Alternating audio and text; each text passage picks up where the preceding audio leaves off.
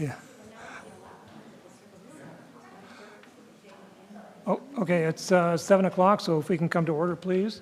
This is a special meeting of the City of Pullman Planning Commission on Thursday, February 19, 2026.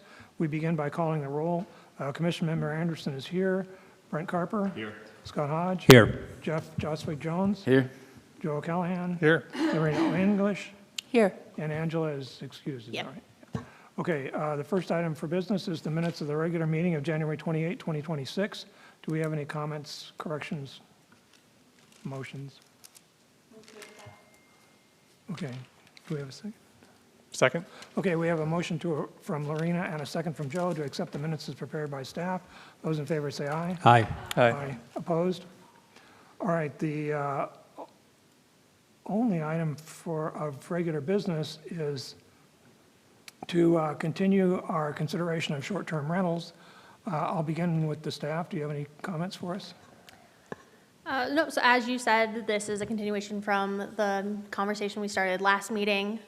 You will see there's the STR code discussion that's in there of what we've kind of talked about already around amendments.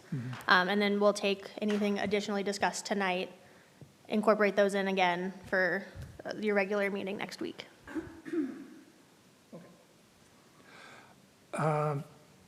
This is called a public meeting. I anticipate hearing from the audience, but I'm going to put a 5-minute time limit on everyone. And if you have written to us, believe me, we have read whatever you wrote to us. I can assure you that everybody on this commission has read what you wrote. So we have a sign-up sheet. Okay, we have a sign-up sheet. It will be necessary for you to come to the podium and write your name and address. And as I said, I'll limit what you have to say to 5 minutes, which is really quite a long time. So, does anybody want to go first? Go ahead. I'll go first. And you want me to sign my name and address? Yes, please.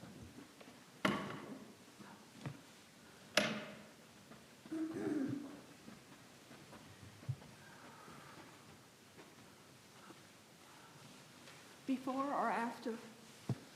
Before I speak? Or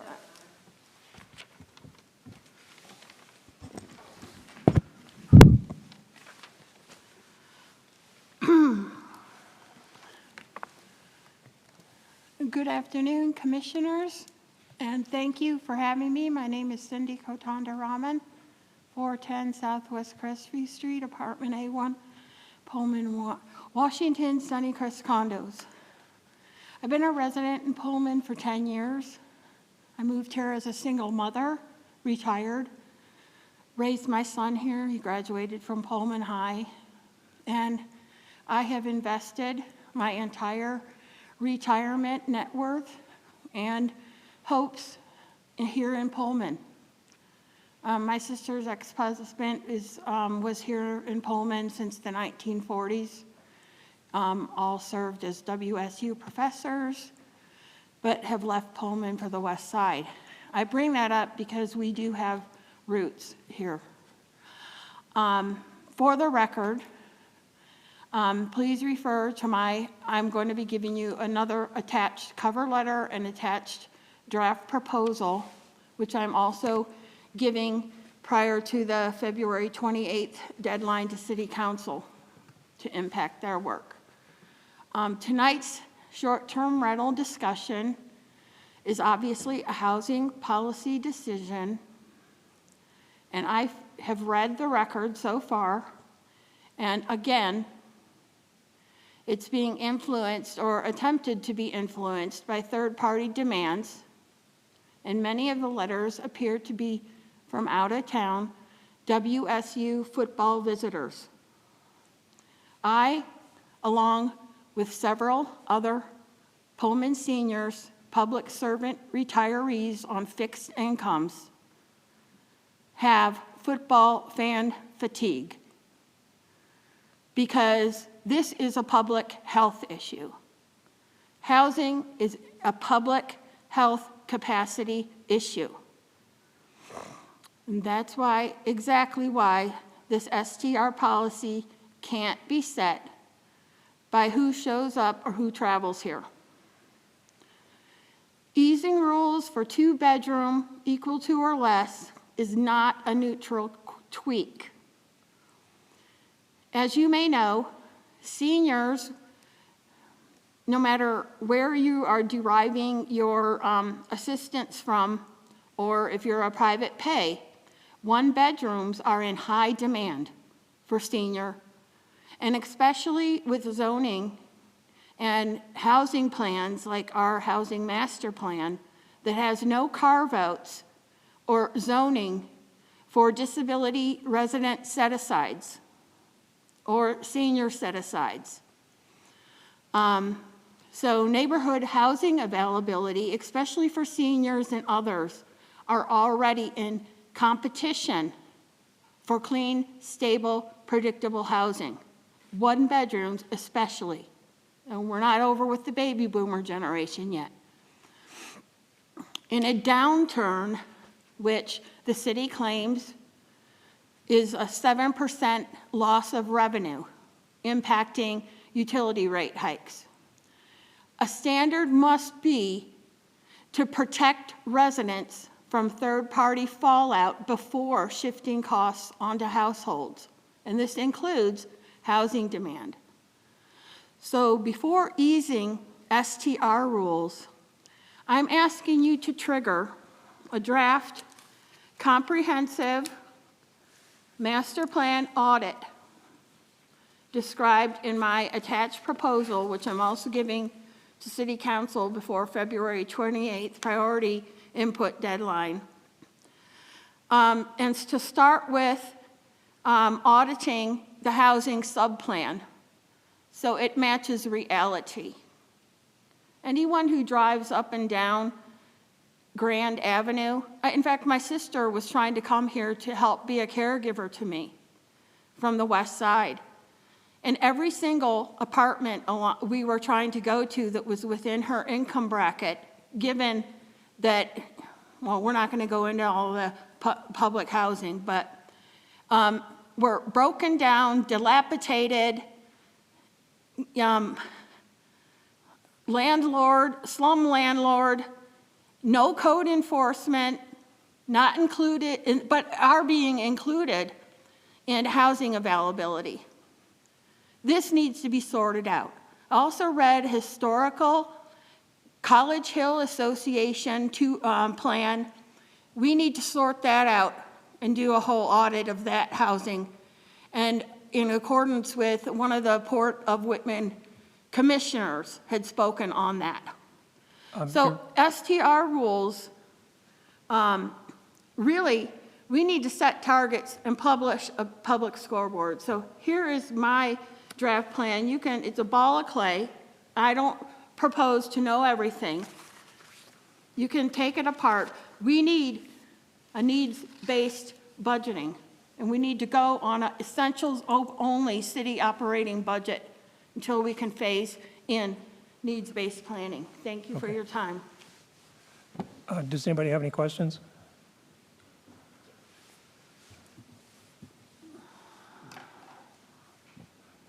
Okay. Does anybody else want to talk to us?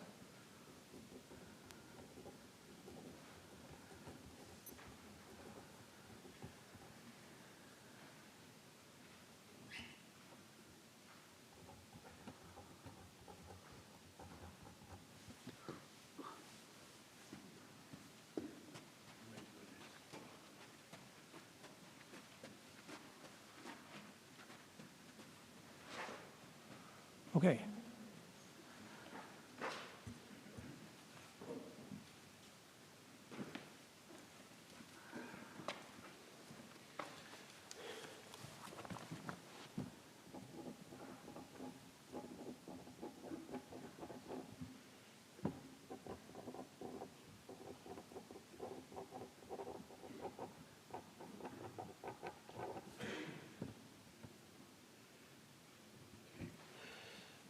Is this an opponent or of what, tightening or loosening when I put this down?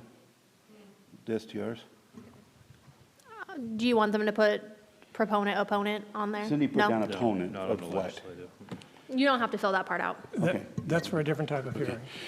Well, thank you for hearing me. My name's Dave Bakken. I'm a professor emeritus and undergrad alum, but I'm also speaking on behalf of many alums on cougfan.com. There's been very active discussion. A lot of alumni are very concerned about Pullman's decline in business and want to do everything they can to help it. So these are suggestions, not all maybe in the purview of the Planning Commission, but I'll still give them anyway, that they've come up with 5 points on this. The first one is there has to be more more short-term rentals. There's no reason we shouldn't be having 50 more, at least 500 more from these ways I'm saying here. And WC needs to do his part, like opening up some dorms when appropriate, what they've done in the past. But, you need to incentivize new landlords. And, if you want to make it less onerous on city staff, which I think is a big hindrance, they seem to not be keen about doing very much sometimes, then they don't have to all be inspected. I mean, use VRBO and Airbnb's ratings and comments. If you want to be a little more heavy-handed, have them all hand out to renters, here's how you complain or something. I don't know, but it's got to be expanded. And also, there needs to be more room for RV and travel trailers. The WSU slots are, they're all taken. They're very expensive, and you have to commit for a whole season. Whereas some people can only make 1 or 2 games a year, and that would open up a lot. There are open places, like the parks could be used. The old cinema parking lot, the lumberyard, Pullman Building Supply, they're all empty, and they could be, with the owner's permission, if they want to help civically, utilized for RVs and campers. They just need to put a porta potty each one. So that's number 2. Number 3 is rolling out the Crimson Carpet experience. Now, that's not you. I'll just read them so they're on the record somewhere. Rolling out the Crimson Carpet experience, having students waving at people coming in at the peak times, have more summer camps, that doesn't affect you guys, and have a one-stop shopping, a central website for all of these sites and motels and everything. And the alumni will pay for that, okay? Because my council person said that the city cannot and would not do that, okay? So I would, and they're also very concerned, and they will be financially supporting pro-business candidates in the future on the city council, very aggressively. They're very upset about how things have gone, and they think a lot can be done. So that's all I have to say. And I guess I don't understand Cindy's point.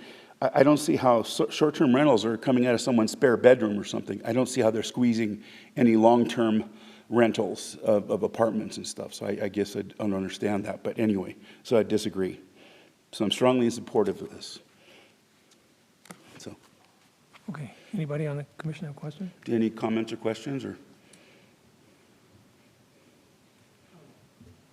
Dave, I quickly took some notes here. Didn't quite get all number 1 through 5, but you mentioned we need 500 more short-term rentals in Pullman. Yes, the consensus is that if all these things were done, that it could bring in at least 500 more people. And it's expensive. I mean, because we all know the squeeze on the supply and demand on the hotels and motels.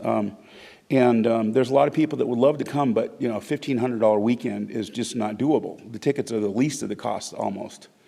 And that would support WSU a lot, which the city has done and should do as much as it can, in my opinion, and I think in a lot of people's opinions.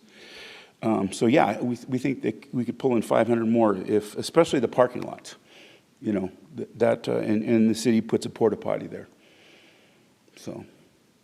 And we will get the word out on cougfan.com. I'm named Crimson Apostle there, so you know where I come on Cougar fan stuff. Used to preach to my students some at the beginning of class and football season. I was training to be future alumni, so. That's the consensus, is about 500 would be possible. And think of the difference that would make for WSU, right? And the businesses, the restaurants and stuff. May put a tiny supply and demand squeeze on the prices that motels and hotels can charge, which I have no problem with. They couldn't survive if they couldn't, charge football weekends and commencements, higher prices. So I know that very well. Okay, so your second point, so I wrote down 500 more, and then I wrote down incentivize. Can you explore that a little bit more with me? When you say that you think we should incentivize residents of Pullman to open short-term rentals, can you tell me what you thought there? You know, we didn't get that far. I could duck out and call if you want. The guy that's been spearheading this, Glenn Osterhout, he's a very big donor to WSU. And there are some very big names involved with this. So we're going to be writing an editorial and perhaps a guest editorial to the Daily News with their permission, which I think will be coming. And I will make sure to come out with a little more details. But I could duck out and call, or I could email you, the next day if you like. Yeah, I'm curious what that would look like. I've thought about it myself, but Right. that's why I wanted to see what Okay. your thoughts were. Okay, I could even put him on speakerphone. He's a very successful businessman, and he has a lot of ideas on this stuff. I don't know if you allow someone, on the phone on a speakerphone, we'd be happy to give a couple minutes if you want. I don't think that's necessary. I just really was exploring what this Okay. incentivize would look I'll like. duck out and I'll come see you afterwards. Sure. Or I'll say it again Yeah, if you want okay. to throw it out for public discussion.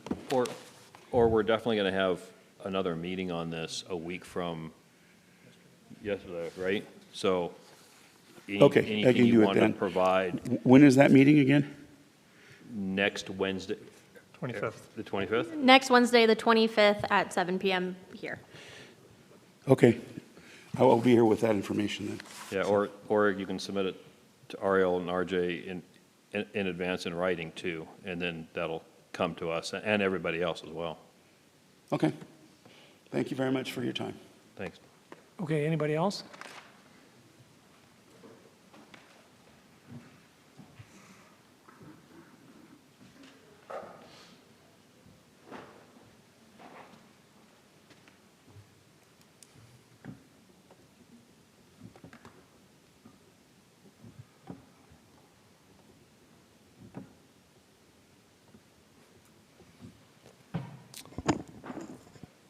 Hi, my name's Carl Olson.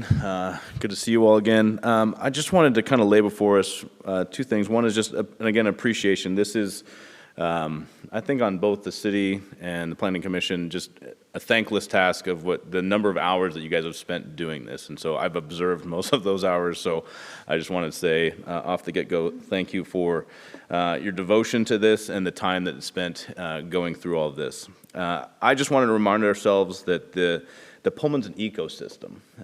Pullman is an ecosystem, and we have the ability to change a small thing, but moving forward, as we heard from City Council in the last meeting, the budget deficit that's going on, like the things that we've been talking about are not farcical. They are true, and they're coming our way in terms of how we need to work on this economic engine in Pullman. And this is a piece of this.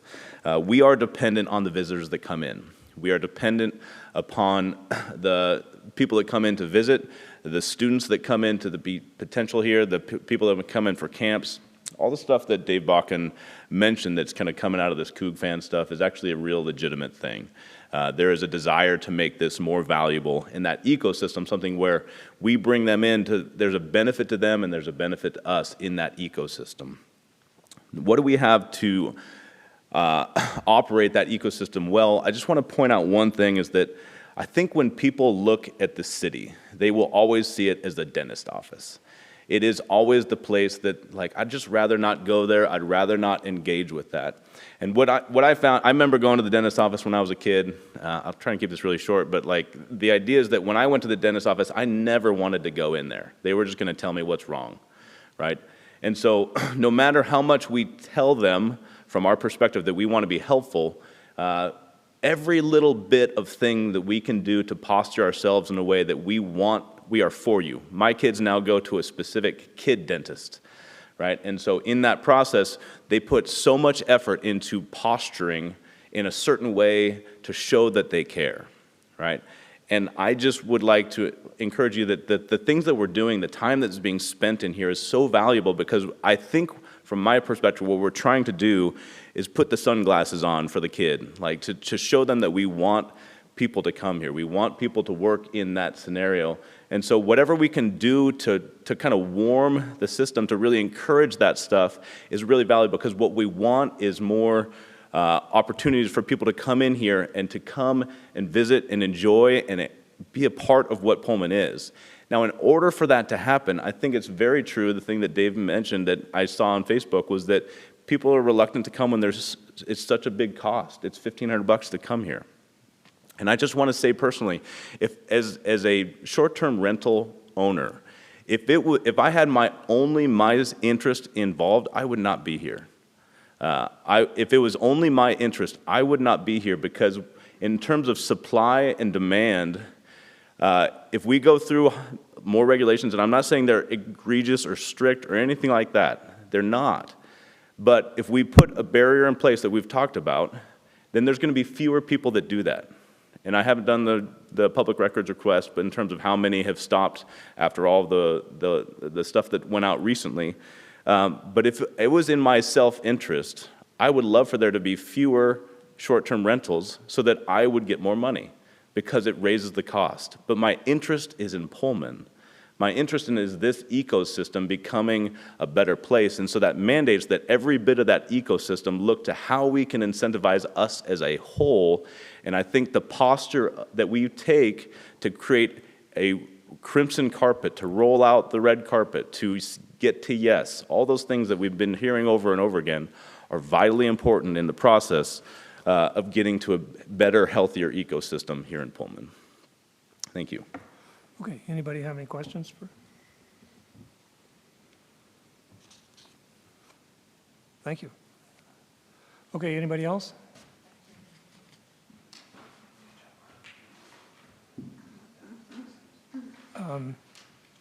We're about to close the public comment part of this meeting.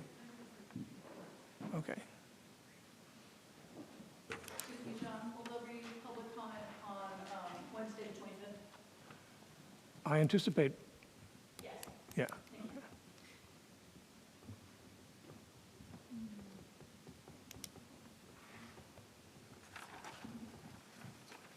Hi, I'm Emma White. I live at 1147 Southwest Center Street here in Pullman.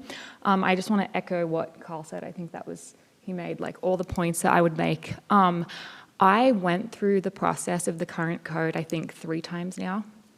And I just want to say I did not find it too difficult to deal with.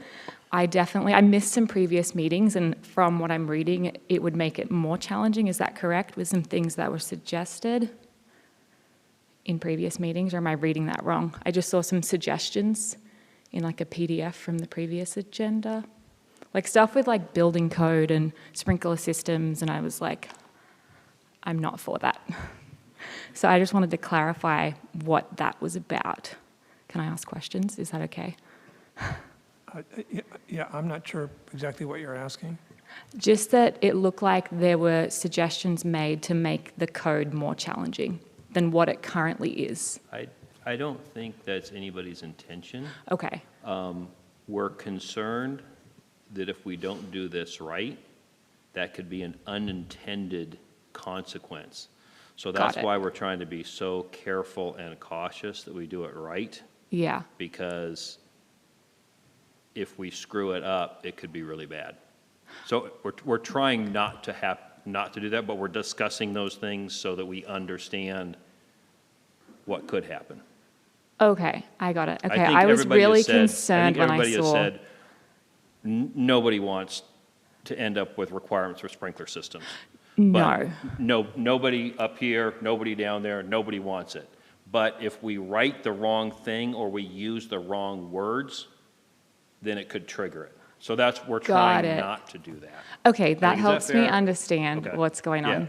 on. But yeah, when I went through the process of getting these short-term rentals, one I own and others I manage, I didn't find the process too challenging. I just had to, read up on it. I reached out to Ariel and different people several times. I can see how, there's things in there that maybe some people find, that they just might not want to deal with, so they've stepped away from it.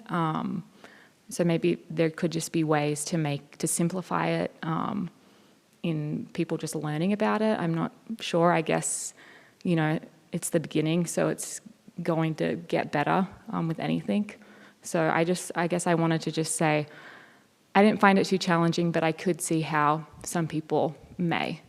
And so are there ways that we can maybe simplify it, whether, you know, that's with the cost? Could there be more of a instruction manual? I'm not sure, just some simple things for people as we build this. That'll be my suggestion. And I know, Ariel, you sent things as well with links.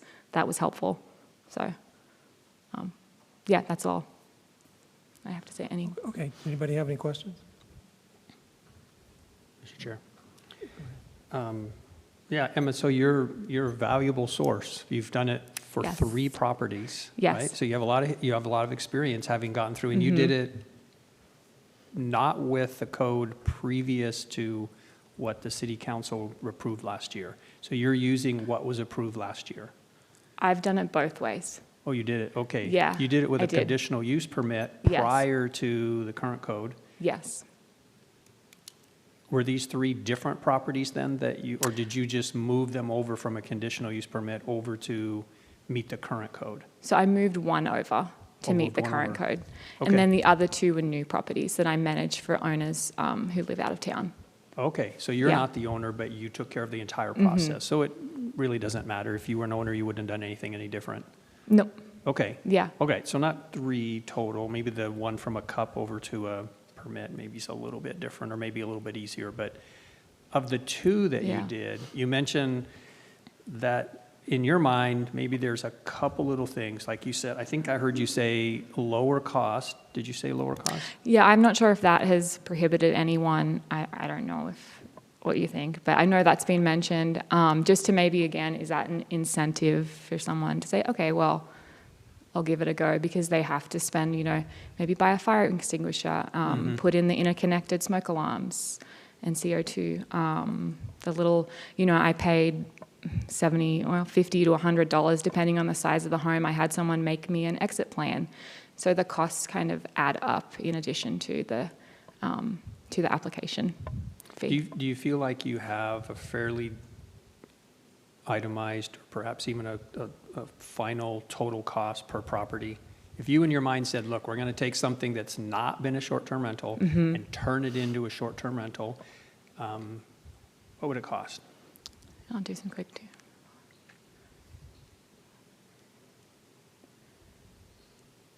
Probably, I'd say about $600. That's for I just did one was a 5-bed, 2-bath, one was a 4-bed, 3-bath. And I'm just thinking application fee $200, say $100 for the exit plan that I had made by a graphic designer. Fire extinguisher, you know, $20, Amazon. The little lights, I don't know, $20. How's my math here? What else? Oh, the interconnected, depends how, you know, many you need. I would have spent probably $200 for the ones. So what am I at there? What was the last thing you said? The interconnected smoke Oh, alarms. Or did I say interconnected. that? Interconnected smoke detectors, okay. So, you know, $500 to $600. And then one of the properties though, the owner, she already had some that were, so she got an electrician in. So I think that would have actually been potentially a little bit more. Whereas the interconnected ones I can install and they connect to Wi-Fi and, yeah. Okay. And the business license with the state of Washington, you already? Oh, and the business license. They take care of that, but there's another, what's that, $200? So you're kind of getting up there. So I could see how maybe people who are just doing this for not that many weekends a year, maybe that's a barrier. And I don't know if it makes it more complicated to have a whole separate like subsection of, hey, I'm only going to do this for, I don't know, you know, 10 weekends or less or something a year. I don't know. For that operator, that owner, sorry, so the homeowner that hired you to do this, did you charge for your time to get this property legal, meeting Pullman ordinances? Yes. So that owner had to pay you something, right? Yeah. So that's, I added up everything you said so far, I'm at about 740, but then on Yeah. top of that was your pay, Yeah. right? Yeah. I won't So- ask you what you charge, but, Yeah. but there is an additional cost if the owner doesn't do it himself and has a manager, Yeah. okay?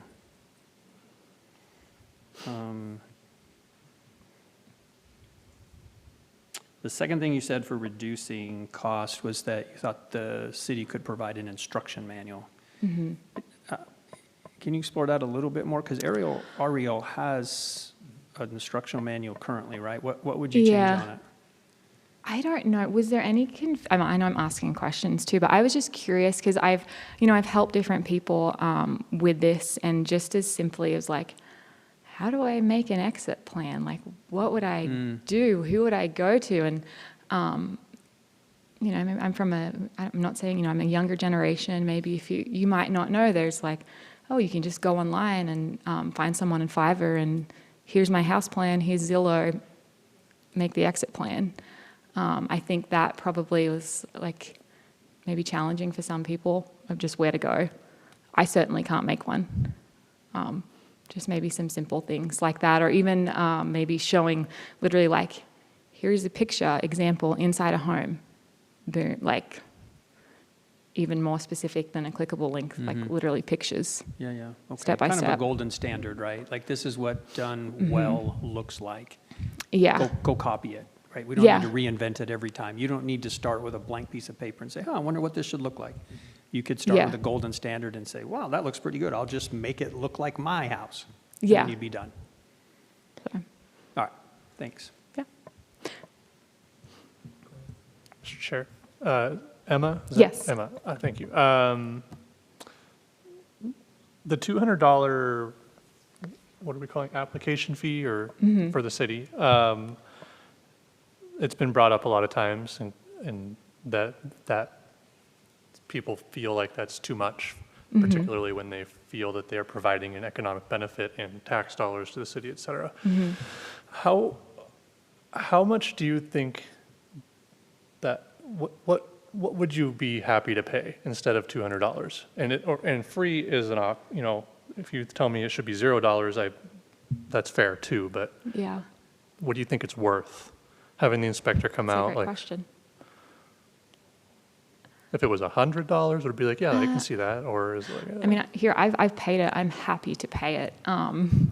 But I could see how maybe kind of where we're at right now as a city, it could kind of, you could say $0. That's kind of almost like a subsidy from the city of Pullman to encourage you, kind of a goodwill for your citizens that are, providing this for the community.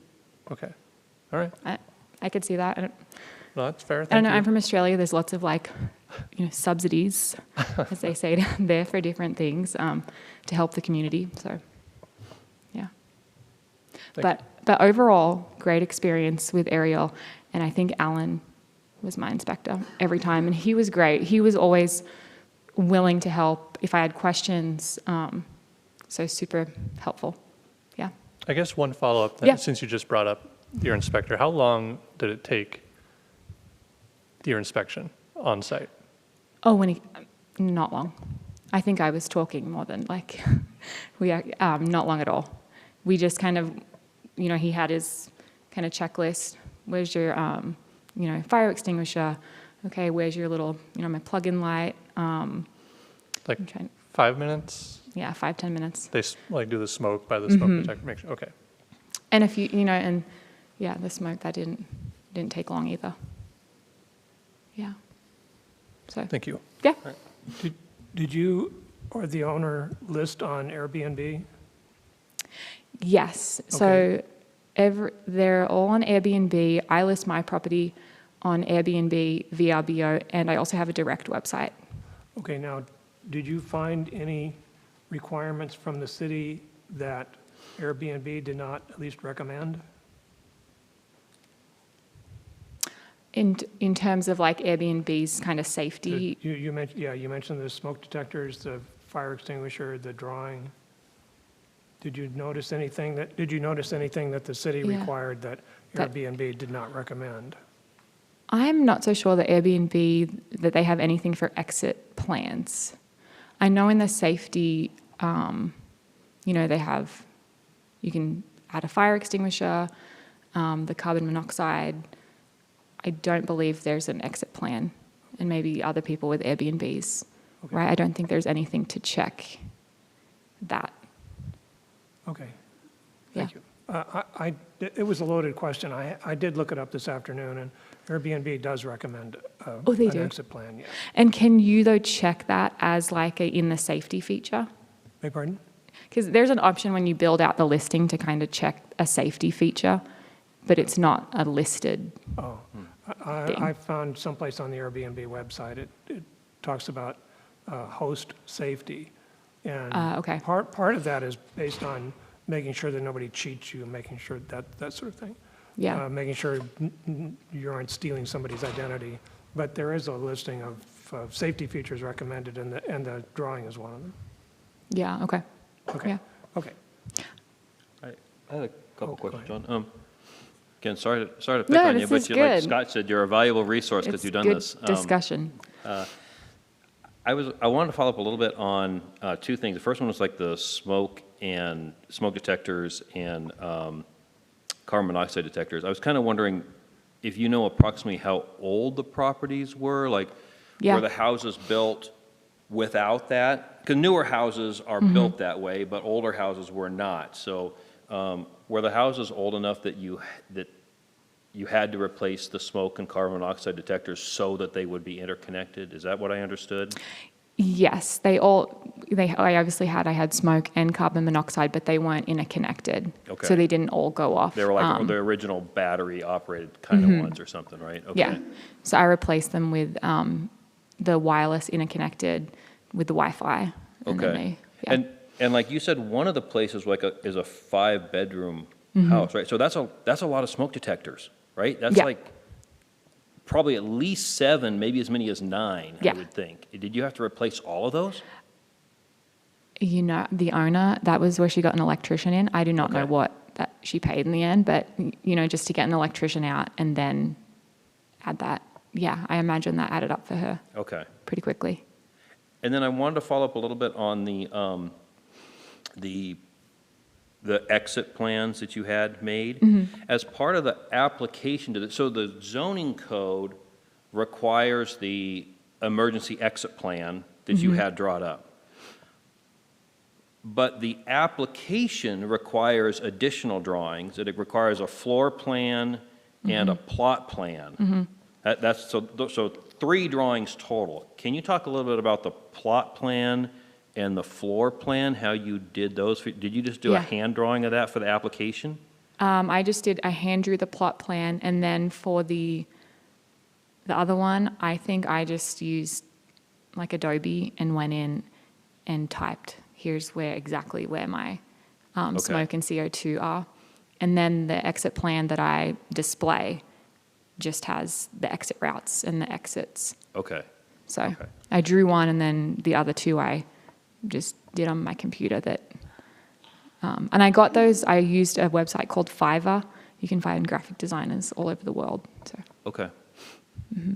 I've had some people ask me because they were confused about the different drawings and thinking that it was just one, but there's really 3 different drawings you have Yeah. to do. But that you were able to negotiate through that and understand that. Okay.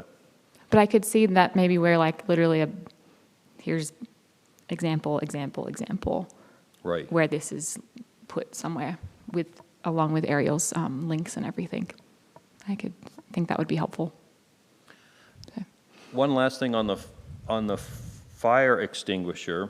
It was just last month that is the first time that the city has, at least publicly, given specific requirements for the fire extinguisher, that it has to be a 2A 10BC fire extinguisher.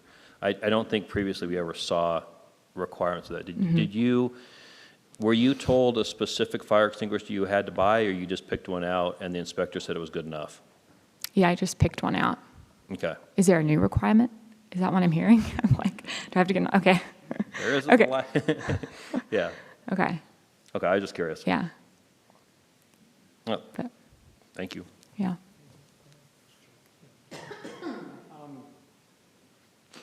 I said I wasn't going to ask you how much it, okay, so let me approach this. Yeah. I think you're, Oh, sorry, thank you. Emma, so I said I wasn't going to ask you how much Yeah. you charge, but let me ask it a different way. I buy a house, 4 bedrooms, in Pullman. I want to rent it as an Airbnb. I don't want to do the work. So I call you, and you say, Scott, I'll get you online. And you would do that. Would you have to look at it first to know how much work it's going to be? Yeah, I meet with the owner and kind of, I want to make sure it's a good fit, like relationship-wise. We're going to work well together. Do I think the house would be a good short-term rental? And then kind of go from there. But to Carl's point, to Dave's point, right, if we were to add 500 additional short-term rentals in town, pretty lofty goal, but to Carl's point, if we tried to accommodate this visitors that came, and I'm somebody who has a house, and now it's available, and I want to hire you, could you give me a ballpark? Like, I want to do this, but I really don't Yeah. want to mess with this. It just sounds complex to me, so Yeah. what would you charge? So I had someone recently, but it fell through. I've had a lot of people reach out who actually aren't selling their homes, and they're kind of wanting to pivot and figure out what to do with this vacant home. So they wanted me to do kind of everything from picking the furniture, styling, setting up the listing, and all of that. yeah. So I kind of just created a big number and said I can do it all for $500. I don't know if I'm selling myself short, but I'm going to set up your entire home, and then I'm going to get their approval with what I'm buying and things like that. But I'm kind of figuring this out as I go too. This is a newer Yeah. business for me, so it's Feeling. kind of Feeling your way. Okay, the 500 is your time, but then if, for example, the property owner who had an electrician out to have you're not covering that, right? That's No, a bill you're that's- going to submit to yeah. the owner and say, so for the cost of the owner would be your time, 500 plus Yeah. whatever all of the electrician or maybe they install them themselves, so they go buy them. Yeah. All that would just be additional cost then. And then it depends too, it depends on how much work do I have to do. Is the house already set up? So then I don't have that. So Yeah, it kind yeah. of changes. This was Yep. like a whole It's pretty set neat. everything up. Okay.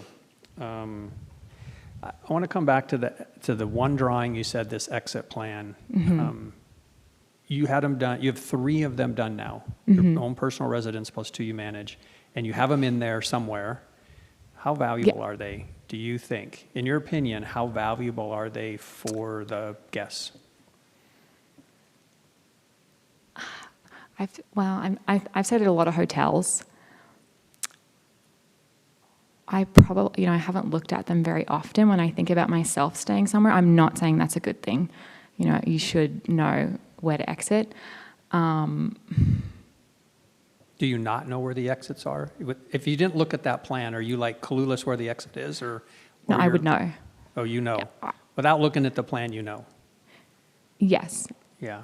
I mean, if I'm staying there, I know where the front door is. I'd probably know where the back door is.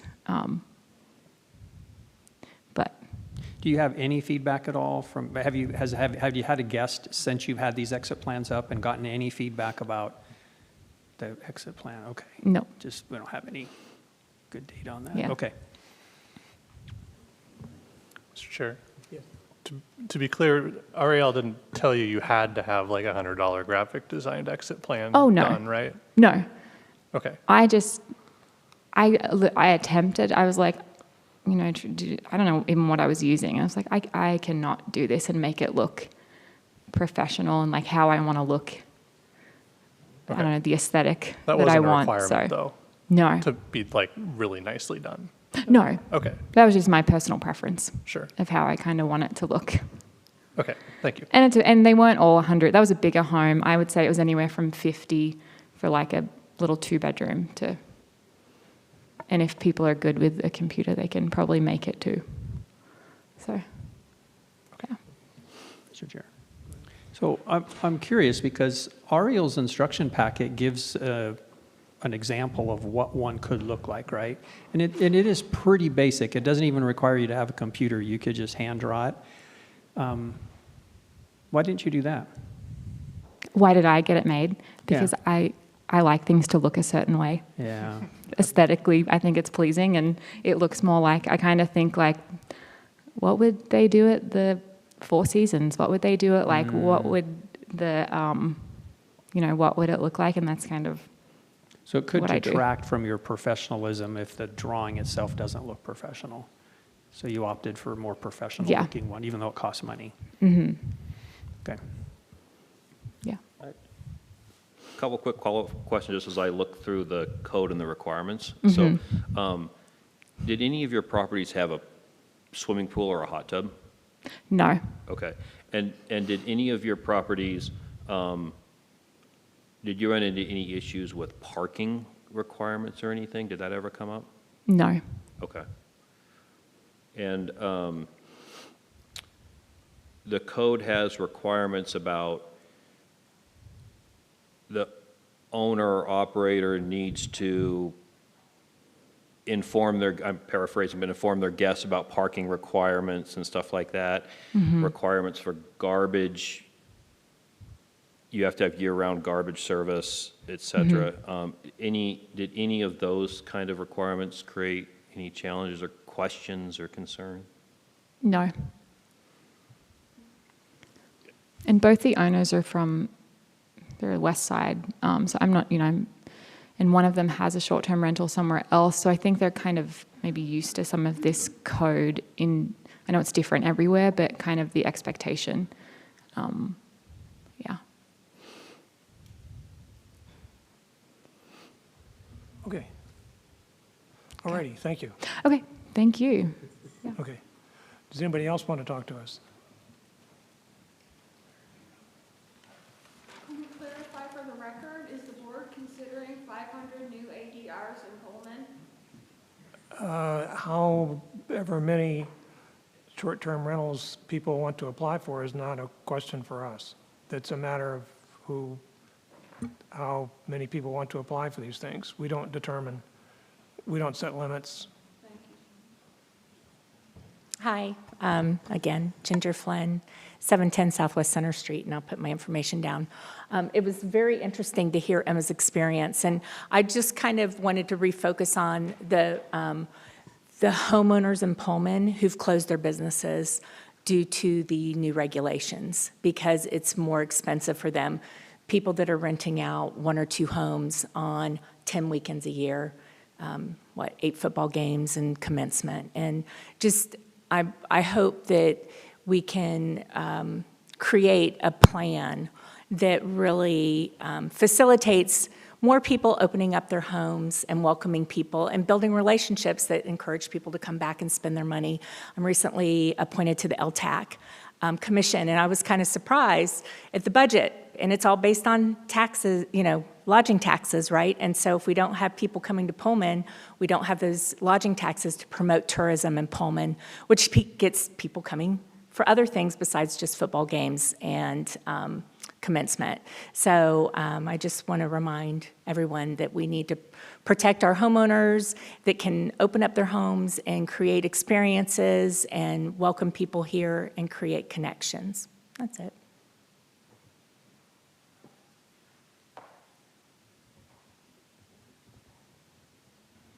Okay, anybody have any questions?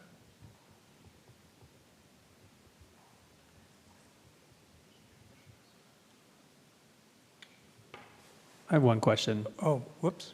Oh, sorry. Walking away. Do you have any data on how much money has come in through, so the LTAC's getting all of its money from lodging taxes, right? How much money are we talking about, and have you seen it increase, decrease? Like, what's the trending on it? So that I can't really speak to because I'm a new member, but also I don't know the budget that I help disperse. Some of that money is dispersed in other ways, like with other contracts. So I might not be privy to all the money that there is, if that makes sense.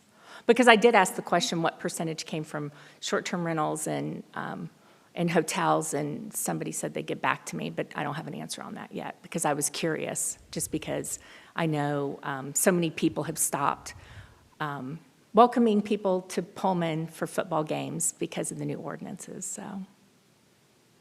Okay. Thanks. I've been sorry, Ginger, I think you just answered, but I've been curious about that for a long time too, like the whole lodging tax thing, how it works, and like and maybe you guys know, like does the city of Pullman just get a wire transfer from the state once a quarter, or is there any kind of detail and breakdown on here's how much came from different types of taxes? Do you guys know how lodging tax? For the little I've talked with Jeff, our finance director, about it, is we do just kind of get a lump from, I think it's Department of Revenue. So in talking with Department of Revenue, how it happens is Airbnb collects it, it goes to the state, and then the state gives us our portion. I don't know how often that happens. When I asked, however, years ago, kind of if they knew those numbers, it doesn't just come in saying like, oh, this much came from Marriott, this much came from Hotel McCoy, this much came from Airbnb. It just comes in a lump. And I don't know if Okay. they have more refined data, but that's how it was explained to me. Okay. Yeah, I've always been curious, is it like, okay, this particular address, $2.35, this particular address, like It doesn't sound some like massive it's spreadsheet that or what? specific Okay, yeah, from talking with Jeff, but okay. I don't know if he could ask Department of Revenue for a more itemized list. Any other questions? Okay, thank you. All right. All righty, anybody else? All right, we're on the verge of closing the public testimony. Okay, we'll close the public testimony part of this meeting and turn it back to the commission. Actually, I want to ask the staff, what do you anticipate hearing, I'm sorry. What do you anticipate hearing from us this evening? What do you want us to accomplish this evening?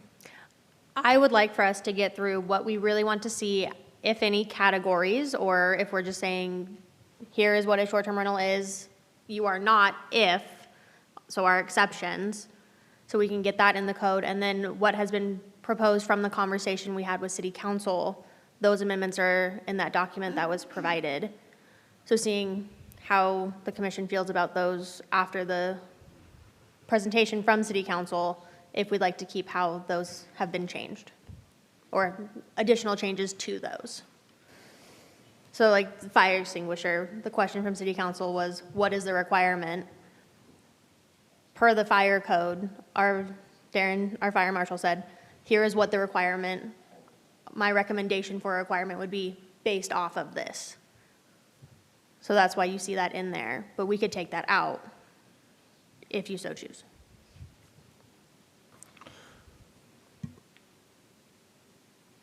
Mr. Chair, can I ask, or can we talk a little bit about everything we just heard first, just as a commission?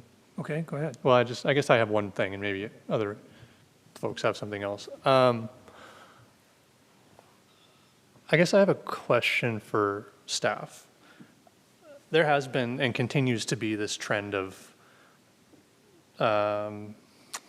complaining seems like too strong a word, but discussion about the $200 fee. And we know, and most people know, it was more, and it's less than it was, which is great.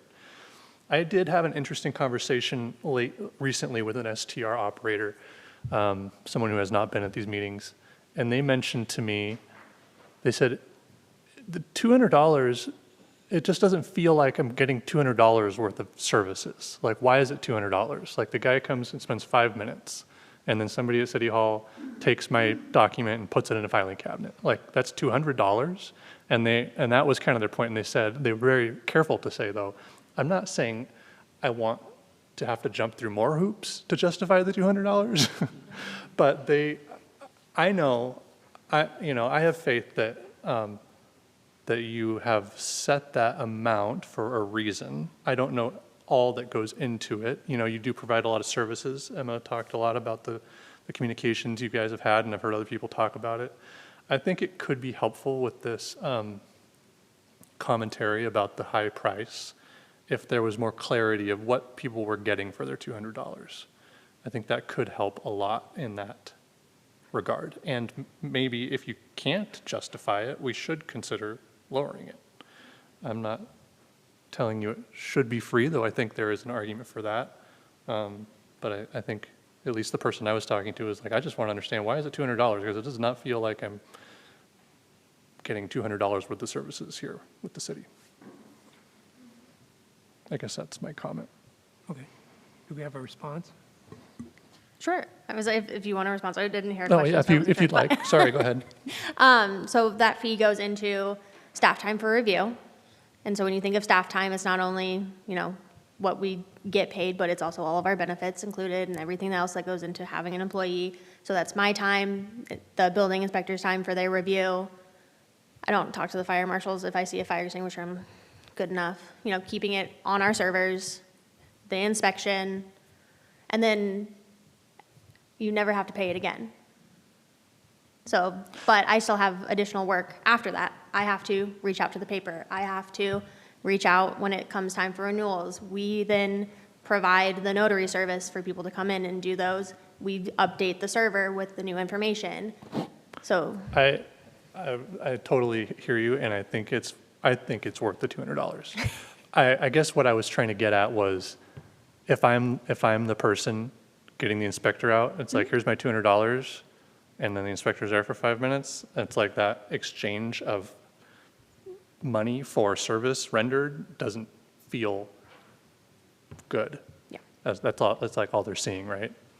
So I guess what I'm trying to suggest is maybe if there was a way to,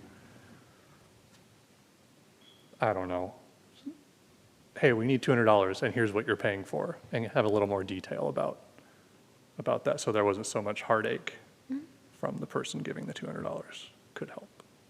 Because like I tried to say at the beginning anyway, I don't doubt it's, there's a lot going on. You have to charge for your time. I get that. Okay, thank you. Mr. Chair? I'll respond a little bit from a perspective and conversations I've had. I think part of the question is, my bedroom,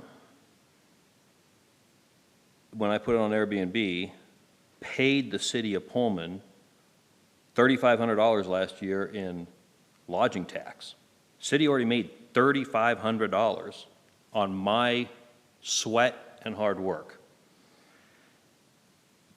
The city's asking for more, even though I pay lodging tax, right? So it's a fee on top of a tax that hurts. And then if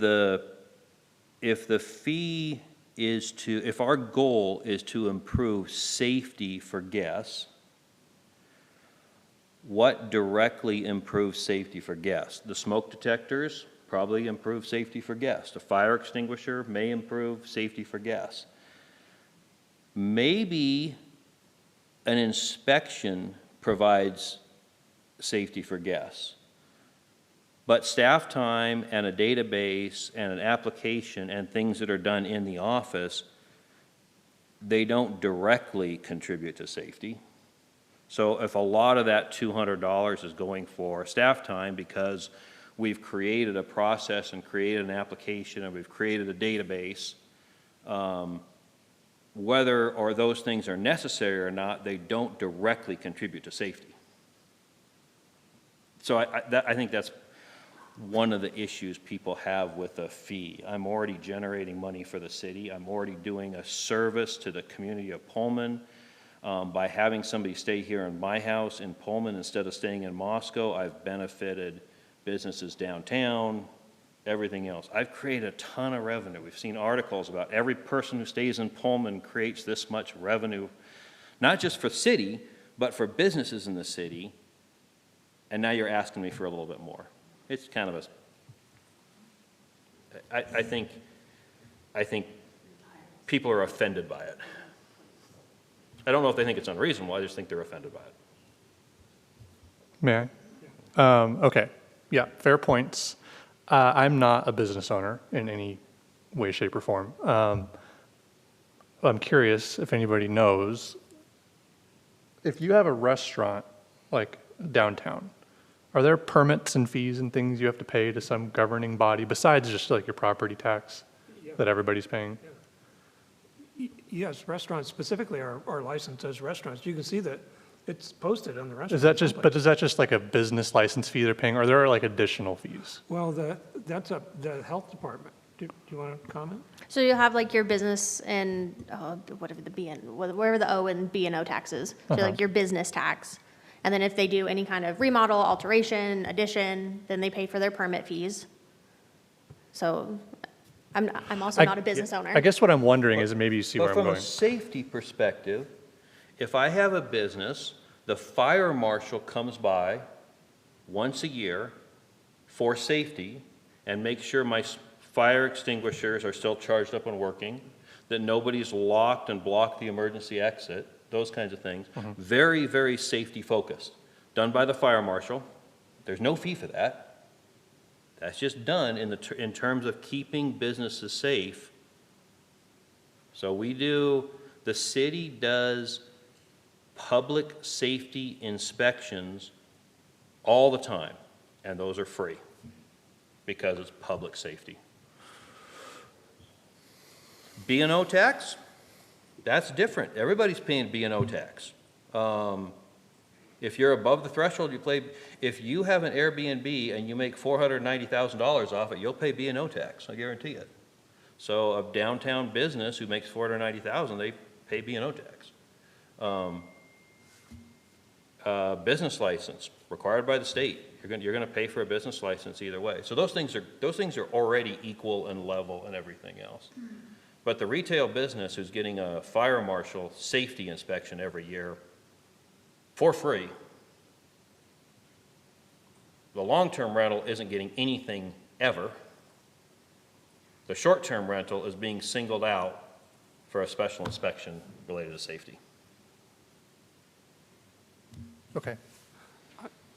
I'm not convinced that's really the case. I had an electrical permit not too long ago and had to pay for it. I'm not convinced that that's a proper analogy. And I do want to say, I was on the Airbnb website this afternoon looking at several things, including looking at several things. And one thing that surprised me was Airbnb has advice to cities. And part of the advice is keep your fees low, but they quote significantly higher than $200 as an appropriate application fee plus an annual fee.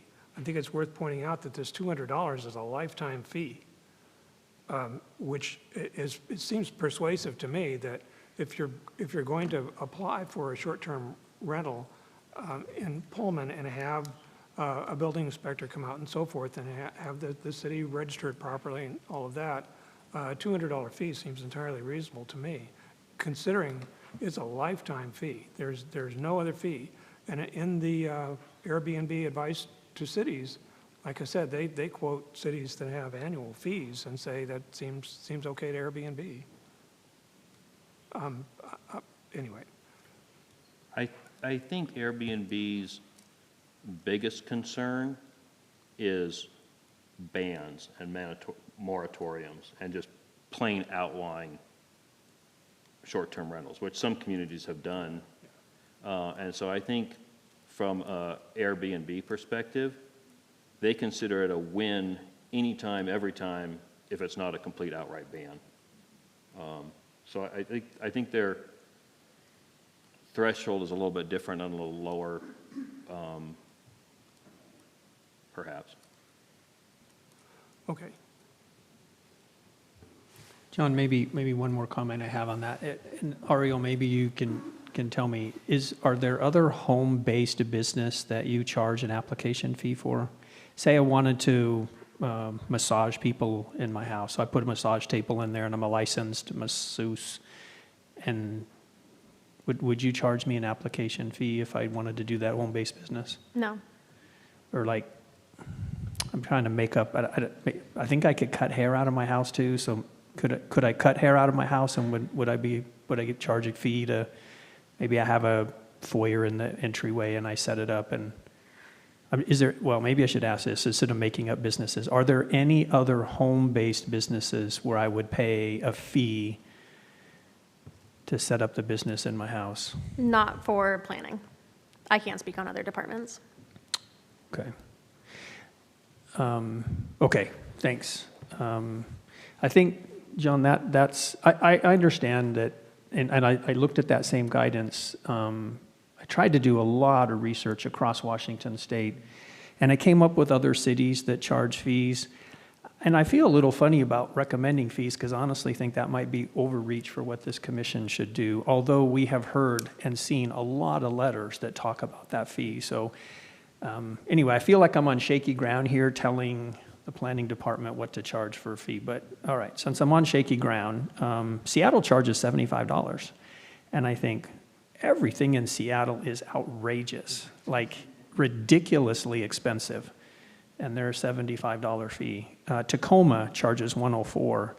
I think Tacoma is a pretty expensive place. It's hard to find somebody. So I understand the perspective. This is a little pet peeve of mine to say something's on sale for $50 when it normally costs $100, but nobody ever bought it for $100, right?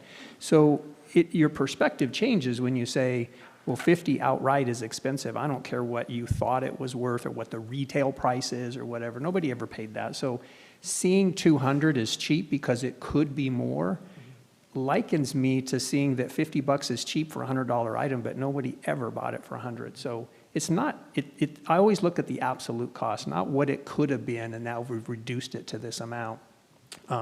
Is 200 expensive? It's probably not prohibitively expensive. Obviously, Emma said the owners of the properties they absorbed it.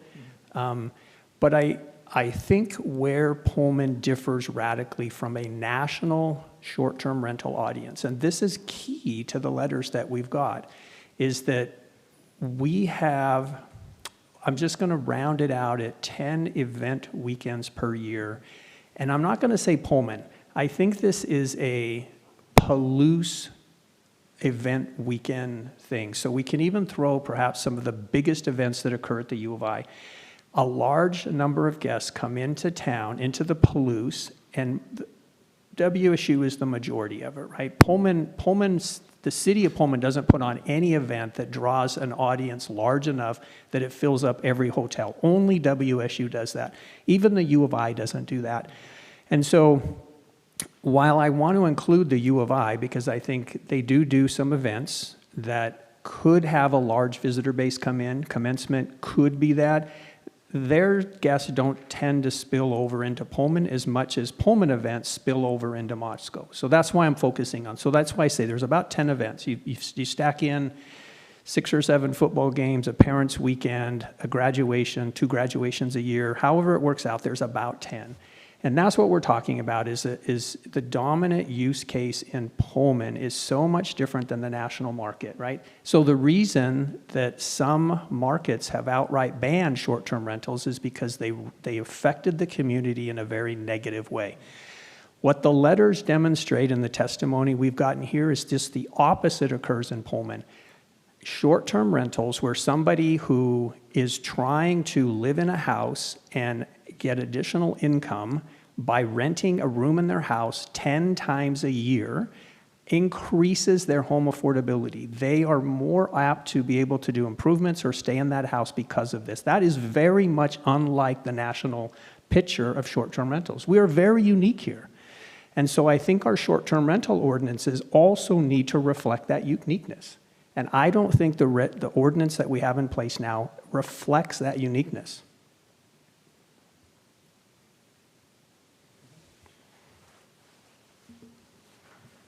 Are you saying we should have no financial barrier to entry with the city? That's kind of where the conversation started. Yeah, so good point, Joe. I think, yeah, I've struggled with this quite a bit, right? So one of the things, John, you've constantly pointed out is this idea of safety, and I think that makes sense, right? I totally agree with you that I'm not sure that everyone gives enough appreciation to the platforms themselves and how they push safety, right? I know there's a reluctance to believe that they push safety. They push safety. Could you push it even more? I think you should if there was a problem, but I can't determine that there's a problem. So does the platform need to be better? I think we need to look as a commission at how do we accomplish the primary objectives, and I think safety boils to the top. How do we do that in the most efficient way possible in the unique environment that Pullman has?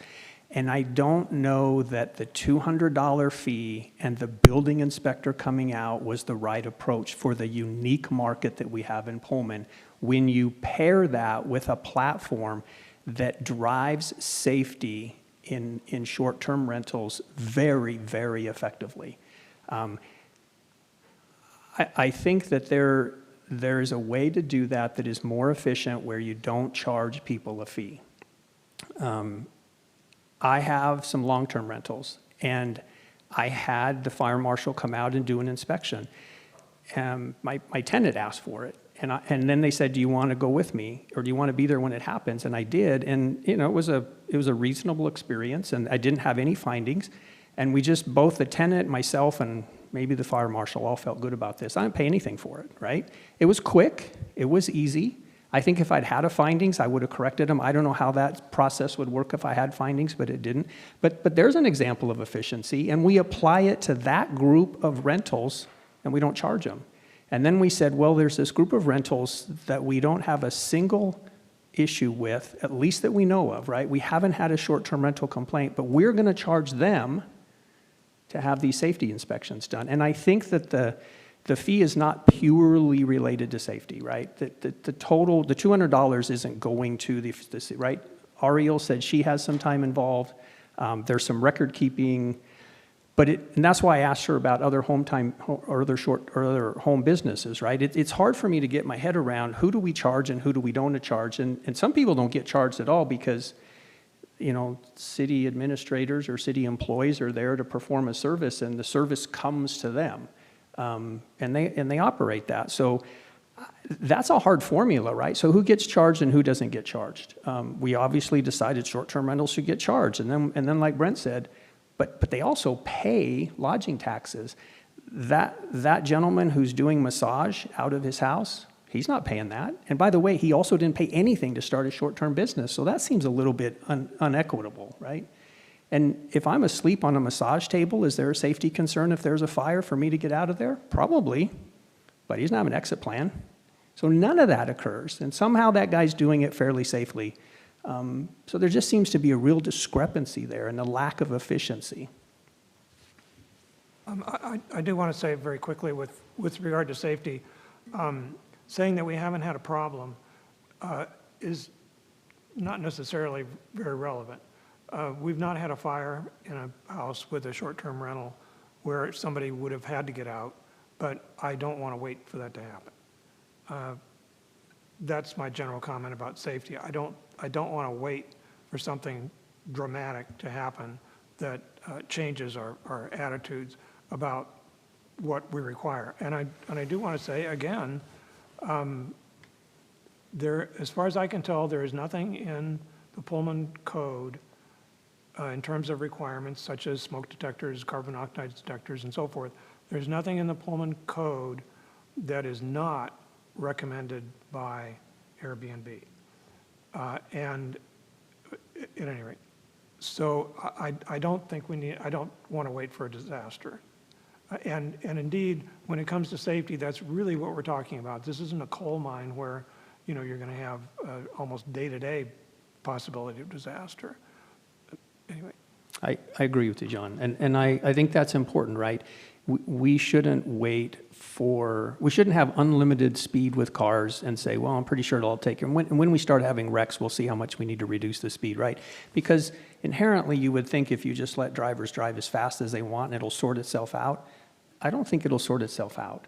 But in this situation, and I'm with you, right? I understand not waiting for an accident. Maybe a crosswalk is a good example, right? If you watch people cross and almost get hit quite a few times and you say, man, we need to put a crosswalk there. It's just an accident waiting to happen. but somehow this isn't rising to that level in my mind, right? The Seahawks won and kids pull couches out and set them on fire in the street, right? That wasn't a short-term rental, by the way, that did that. We have houses catch on fire. That wasn't short-term rental, that's a long-term rental. So do we have a safety problem? In some residences, yes, but we haven't seen people crossing a street where we need a crosswalk. We haven't seen speeds that we need to regulate. We haven't seen anything that directs me to say, boy, this is an accident waiting to happen. I have seen it in other places, right? I've seen it in other kinds of rentals. I haven't seen it in this kind of rental, and I attribute that to a review process that takes you out of the market. If you even stumble, you're done. They shut you down. Nobody stays with you. The system is brutal in terms of putting people out of business all on its own. We don't need a city to help with that. If you have a guest who shows up and looks at a place and says, I feel unsafe staying here, here's what you would do. You would leave and you would contact Airbnb and say, look, I showed up, I don't think it's safe. And I'm not, in fact, I want all my money back. Okay, so you get your money back, and then you get to review that place and what do you give it? 0 stars. You're the very first guest ever to stay there, and you feel unsafe. You have a 0-star rating. You're done. Nobody stays at a 0-star rating. It doesn't happen. So the system is brutal to people that don't do a really, really good job at this. It's really it's the free market. It works really, really well. Now, I'm not saying that's all we need to do, right? I still think, and I agree with you, there are some fundamental, efficient things we can do to even go beyond this brutal system that Airbnb has in place. I don't think we hit that with what we did.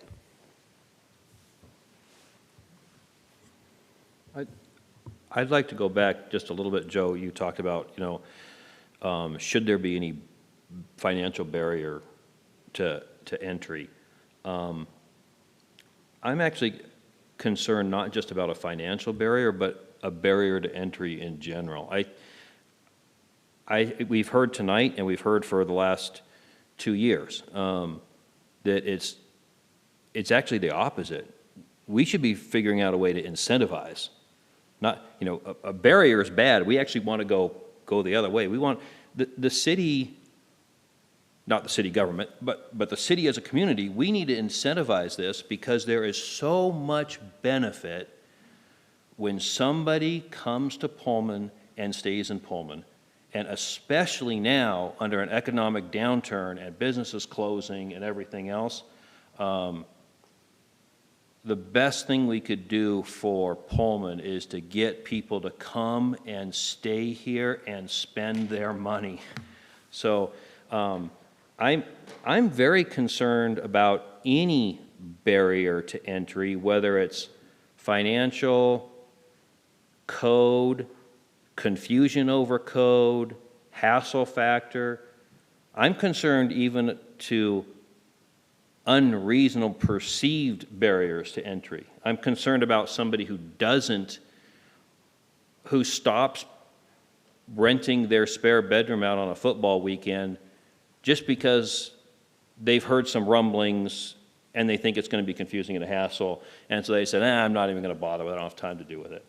That's so disappointing because we need that so badly. I mean, I don't know, there's some people we can't help, but yeah, so I'm very concerned about barriers. And financial might be one part of it, and I really think that's a city council decision, but I want to make sure we don't have other barriers too.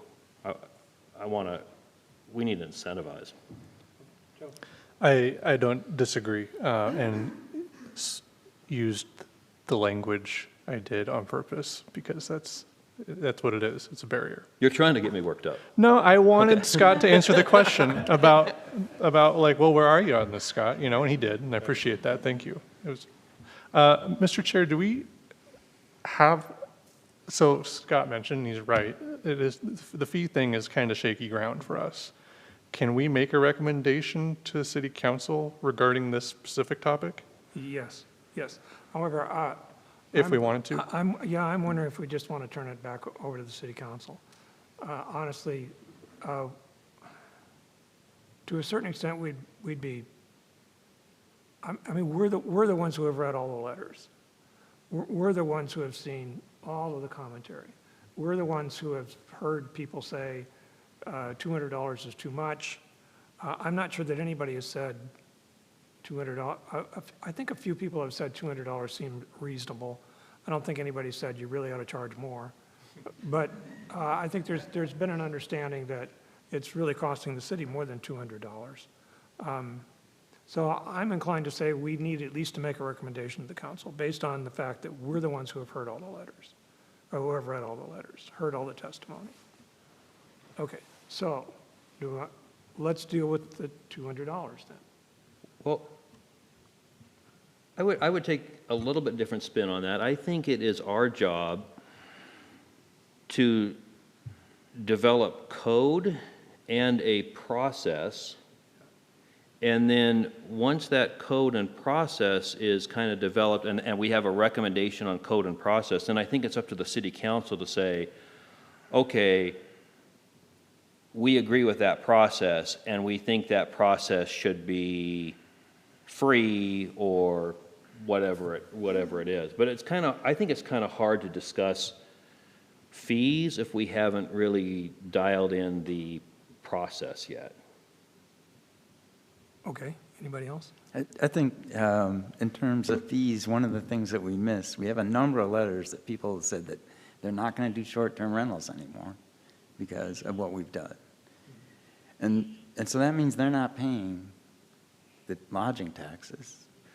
And it doesn't take very many people to stop short-term rentals to make up for that $200. I mean, basically, we're charging $200, we're losing money by charging $200. I mean, you have to take that into account. There's even another category. There's a substantial number of people who are still doing it, but they've gone gray market, right? We've heard that as well. So now we have people who are doing it, but they're not paying lodging tax, and they're, I think you could make a reasonable assumption that we've actually taken a step backwards from a safety perspective there by forcing people to go from a public, visible, peer-reviewed, whatever you want, Airbnb platform star rating thing to go into a gray market where there's no visibility and nothing. So I think we've driven people to shut down and stop, and I think we've driven people to a gray market, and I think both of those things are really, really bad. Unintended consequences, perhaps. Okay. I want to comment on the gray market because I think when things are really reasonable, people almost voluntarily will do them. When they're not reasonable, you'll figure out a way to get around it. Prohibition wasn't, whether you like alcohol or not, it wasn't reasonable. People figured out a way. As brutal as it was, they figured out a way to get around it, right? I'm not liking this a prohibition. I'm just saying in general, when things seem unreasonable, people don't do them. They figure out a way around them. They figure out how to cheat. And for example, if I think we would have safer short-term rentals in Pullman if we could get everybody in Pullman to abide by the City of Pullman ordinance, right? Whatever we come up with, if we're focused on safety and we make it efficient, and we're pretty sure everybody is willing to do it because we've made it not made it difficult for them. But the opposite is also true. If we make it difficult and there's some barrier, real or perceived, they will go gray market. And as much as I monitor some of the gray market, I can tell you, diehard Cougs, lots of business on there since we did this, right? People are looking for places to stay that avoid any of the major platforms. Parent Chat Cafe, same thing goes on Parent Chat Cafe. People are looking for lodging where they can where somebody is matched up. But that's what the platforms do, right? They match a potential guest with they're a dating platform. You're right. I'm the guy that you want to date, and so you're out there in the world coming to a football game, and that just pairs us up. So you don't have to use those dating platforms. You can find a date a different way, and so they find the host in a different way. Two things happen when you do that. You no longer have this brutal review system that that somewhat assures safety, right? That's out. There's no way to review those people. When you're matched up by meeting in a bar, it's out. It just is what it is. So we don't have that anymore. And then two, we don't, the review system's gone and there's no lodging tax. So that transaction occurred off the books, totally off the books.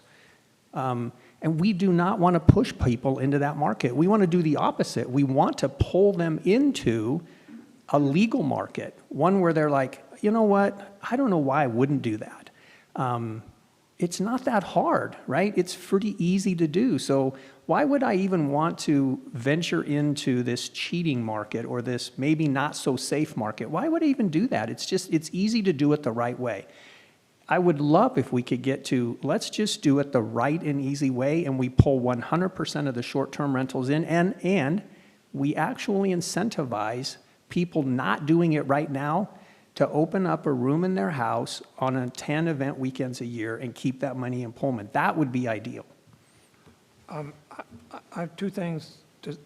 First of all, if the $200 fee seems unreasonable to the commission, then I'm ready to vote to remove the fee. Secondly, the way that is written in the draft in paragraph 109 in the definitions, let's see, the definition of short-term rental.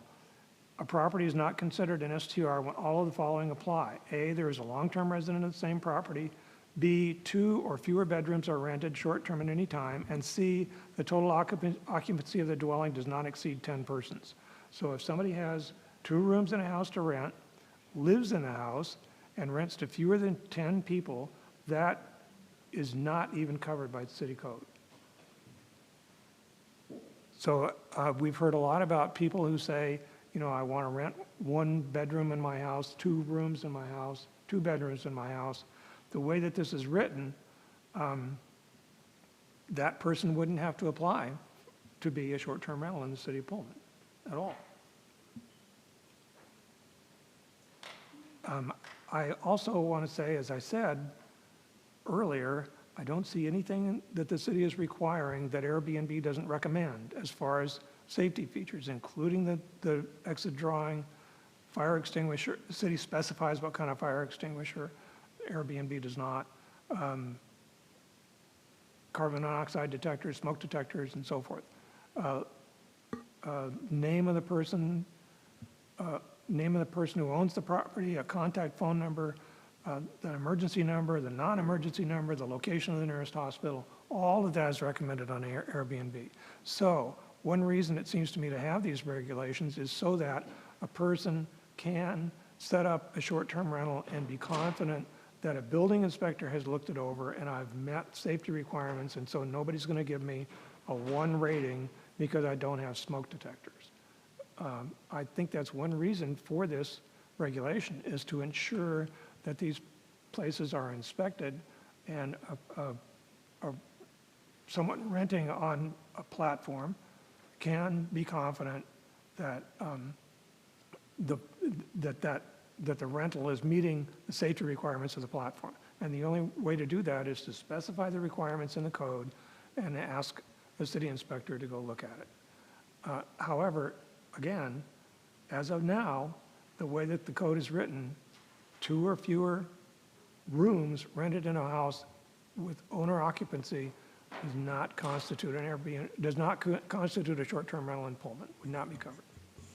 But just to clarify, John, when you say the way the code is written, you're talking about the proposed changes by staff. That's Yeah, not how the that's code right. is today. That's right. Okay, all right. That's correct, yes. And I should say, I would like to see even 1 or 2 rooms owner occupied covered by the code for exactly the reason that I just said. But the way that it's written now, in the draft, 1 or 2 rooms are excluded. I think what you've just hit on is kind of what I'm struggling with, is I feel like if our code was simple and easy to understand and the tone changed a little bit, I think it would be possible that it is one size fits all, and everybody is in there. I think if like the current code, if it has a few little extra things, and it has some extra challenges, and it has applications and fees, and it has an overall kind of punitive tone to it, I'm not real happy about it, but at least we could do that definition, and the small, I would call it the small-time operators could be exempt. But, so I can see going either way. I'd rather we fixed the code and made the code phenomenal, and it works for everybody, and we don't have to have an exception. I think that's what you're saying. City code is city code. I mean, it's written in a certain way. And- Well- And asking city code to be welcoming is a bit much. Oh. I mean, when the code says you have to have a certain type of fire extinguisher, there's only one way to say it. Okay, well, let me give you a specific example, John, why I find our current code, why I find it has like a negative tone to it. I'll give you some specific examples. Chapter 109, or Section 109, is the only section in the entire code that repeats a section on violations and enforcement and penalties. No, enforcement and penalties and violation, they're already covered in the Chapter 17, and no other chapter do we repeat things about enforcement, penalties, appeals, but we added it to this one. And so if you're reading it for the first time and you're not on the planning commission and you don't, enjoy reading code and go to bed every night reading the code book, when you pick this one up for the first time, what hits you right between the eyes is enforcement, penalties. To me, that is code that comes across with a negative tone, and it is different from every other section in 17. So there's one example. I feel it was unnecessary. I know we did that, and I voted for it, and I signed off on it, and it didn't click at the time. But now when I look at it, and I've talked to people, I understand why that's offensive. I think we should take that part out of it. Okay. Anything else? Okay. Maybe one other example, John, of there's, and we're going to address parking, but this is also so there are places in the code where we attempt to address things that can be a problem no matter who's in the residence. Mm-hmm. Parking can be a problem no matter who's in the residence. And in this specific section, we give additional details on directing people about parking. When we address parking in another section of the code. And so why isn't that universally applied? If we have parking ordinances that work, we shouldn't be any more strict or any more lenient when somebody has guests from out of town staying with them. If we have good parking requirements, then they work. They work when I live there by myself. They work there when I live there and I have a buddy come and stay with me for a football game. They work. But here we went in and said, so an example of another piece of code that I think we got a little bit carried away with is telling people, look, you got to do your garbage a certain way, you got to do your parking a certain way, and we're going to penalize you if you don't follow these things. And I think we have an opportunity to clean that up and say, there are parking regulations, you need to follow them, but they apply universally. There's garbage pickup, and you need to follow them. And it's universal for everybody, long-term, short-term, medium-term, owner-occupied, they apply. It keeps the city looking nice, it keeps it functional, but they're not unique to a certain application. And we shouldn't be more lenient, right? We shouldn't say, well, if you're going to do a short-term rental, you get to double the number of cars that can be in your driveway around the street. I don't think we should be more lenient. I don't think we should be more strict. We should have ordinances that work and they apply.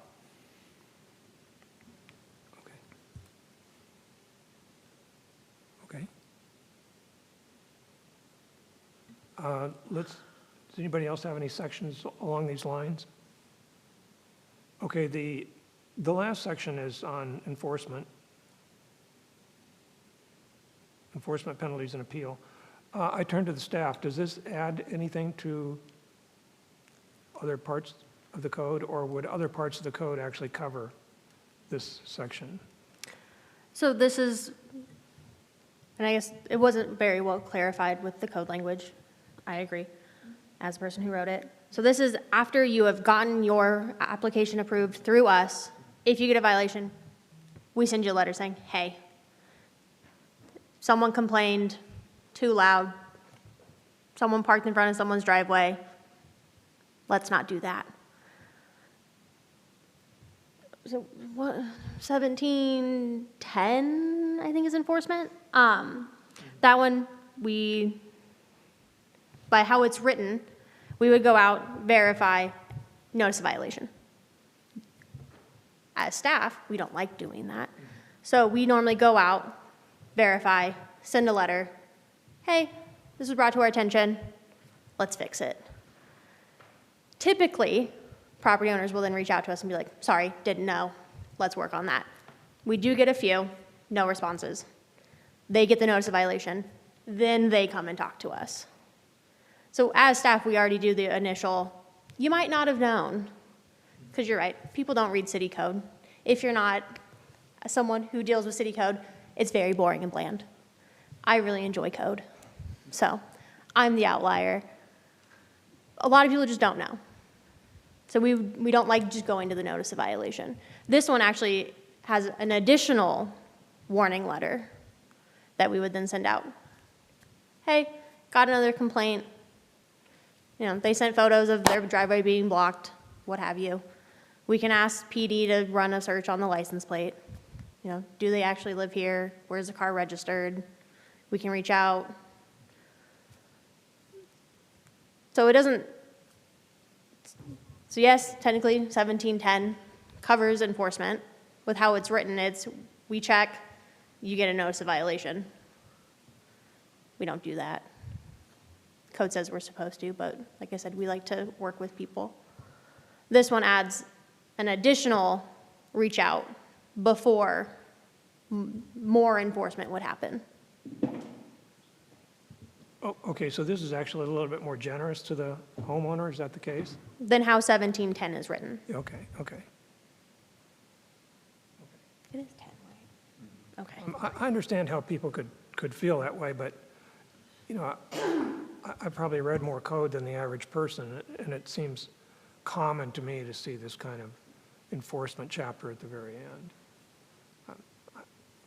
Yeah, I'm with you. Like, when I read these sections, they don't stand out to me because I'm used to reading these kinds of things. But back to our discussion about like barriers, when somebody who's maybe considering doing this or whatever, or they're seeing this for the first time, it sets a tone. It's a barrier, whether it's perceived or not. And I just really question whether it's necessary. If it really, did it add, back to what's our goal, did it add to safety to duplicate a violations enforcement penalty and appeal in this section? Did that inherently do something to make the STR safer? I don't think it did. I think the intentions might have been good to give a, one get out of jail free card, but the net result is it comes across as being punitive and heavy-handed, even when it wasn't meant to be. It sends the wrong message. Brent, so Ariel, it's interesting that this is actually more lenient than what you would find in 1710. So that's, Brent, I guess my question is, if we wrote it in such a way to indicate that, I don't know, as I say that seems, I'm all for fairness, right? I think you universally apply rules, and having exceptions for certain, as much as I like the idea that you want to be more lenient, I'm hesitant that we should be more lenient than any other kind of violation. And I only have I have one really good example of violations. I had a neighbor whose dog barked crazy amounts, right? The entire neighborhood hated it. And I felt like that guy got as much leniency as he ever needed to fix that problem. He had way too much leniency. So this being even more lenient, I don't know if I need more leniency, right? It seemed like he had so much opportunity to fix the dog bark problem, and he didn't. And he didn't get fined. He just kept having a barking dog till he moved away. As much as I like that you tried to help short-term rental owners because it's maybe new for them and they just really didn't know and they got caught up, or I think, and I've seen this in the letters, sometimes there's a misperception about what a short-term rental is, and so a neighbor could get upset with their neighbor unjustifiably. So they complain, and this gave them maybe an opportunity to work it out with their neighbor, but I hesitate to be more lenient for one class of people than another class of people. And I also feel like City of Pullman is pretty lenient. Maybe the dog barking wasn't the City of Pullman, but gosh, they were awfully lenient. I think we're lenient as a city already, so do we even need more leniency? I'm not sure we do. So for part of that is because after the third complaint within the 12-month period, we revoke your permit. We will revoke your application. Say that again. So like it says in here, if it's your third verified complaint, like you're not behaving properly, Yep.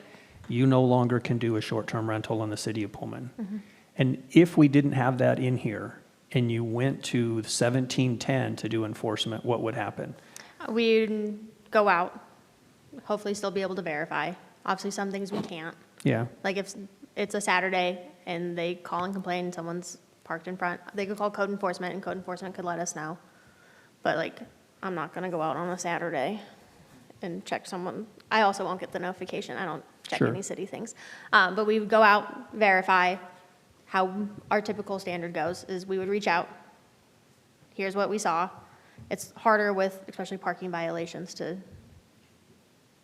they're gone, so Yeah, we but can't send a probably the notice of neighbor sent you a violation. picture, so you have some verification that And so we would it's legit. send a letter saying, we were notified, here's the proof if there is a photo, you know.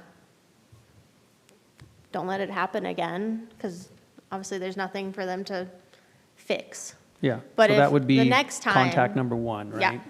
And so it'd just be, just let them know. If we get another one, I guess we could, if it's verified, send a notice of violation. But once again, what are they fixing? It's already done. The car is gone. So it's kind of hard for this example in our current process because most of the things have already ceased.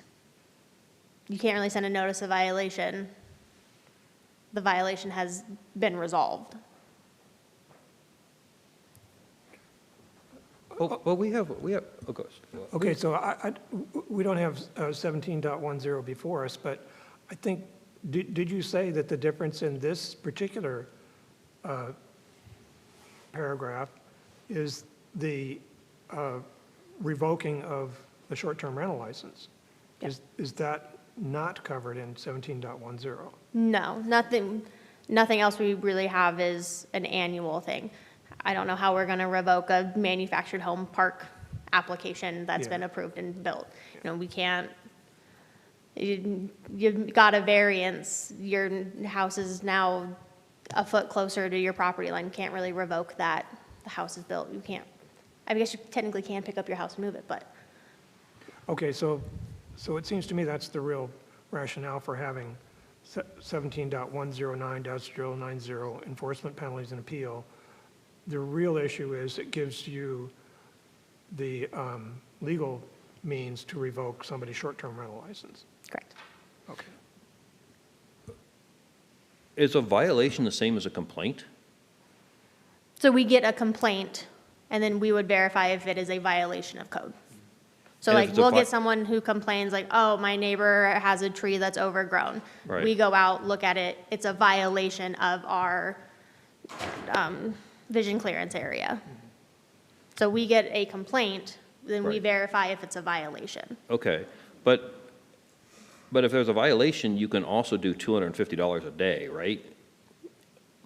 once we send the notice of violation and if they haven't corrected it within the time frame given. Okay, so I think there's still a mechanism, if we have a bad operator and they're not getting dinged on Airbnb and losing their stars and getting shut down that way, I think the city has plenty of tools at $250 a day to put a bad, unsafe Airbnb operator out of business pretty quick if we wanted to.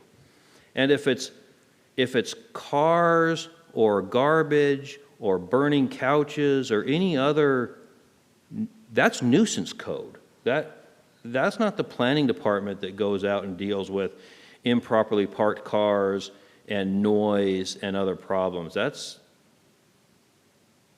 code enforcement, that's nuisance code, right? So, again, I'm trying to understand if this is really necessary. So nuisance code would not fall under Title 17 enforcement. Correct, but. So they would not get that $250 fine after the notice of violation. Right, I know. I get the two different things. So I'm trying to figure out what would fall under this where it would be a violation. To me, this is all about you didn't do your permit, you didn't do an application. That's the violation here.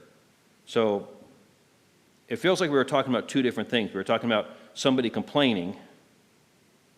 So what would somebody complain about that would be a Chapter 17 code, $250? Where would, can you give me that scenario? Too many occupants. Too many occupants? That wouldn't fall under How, any other code section.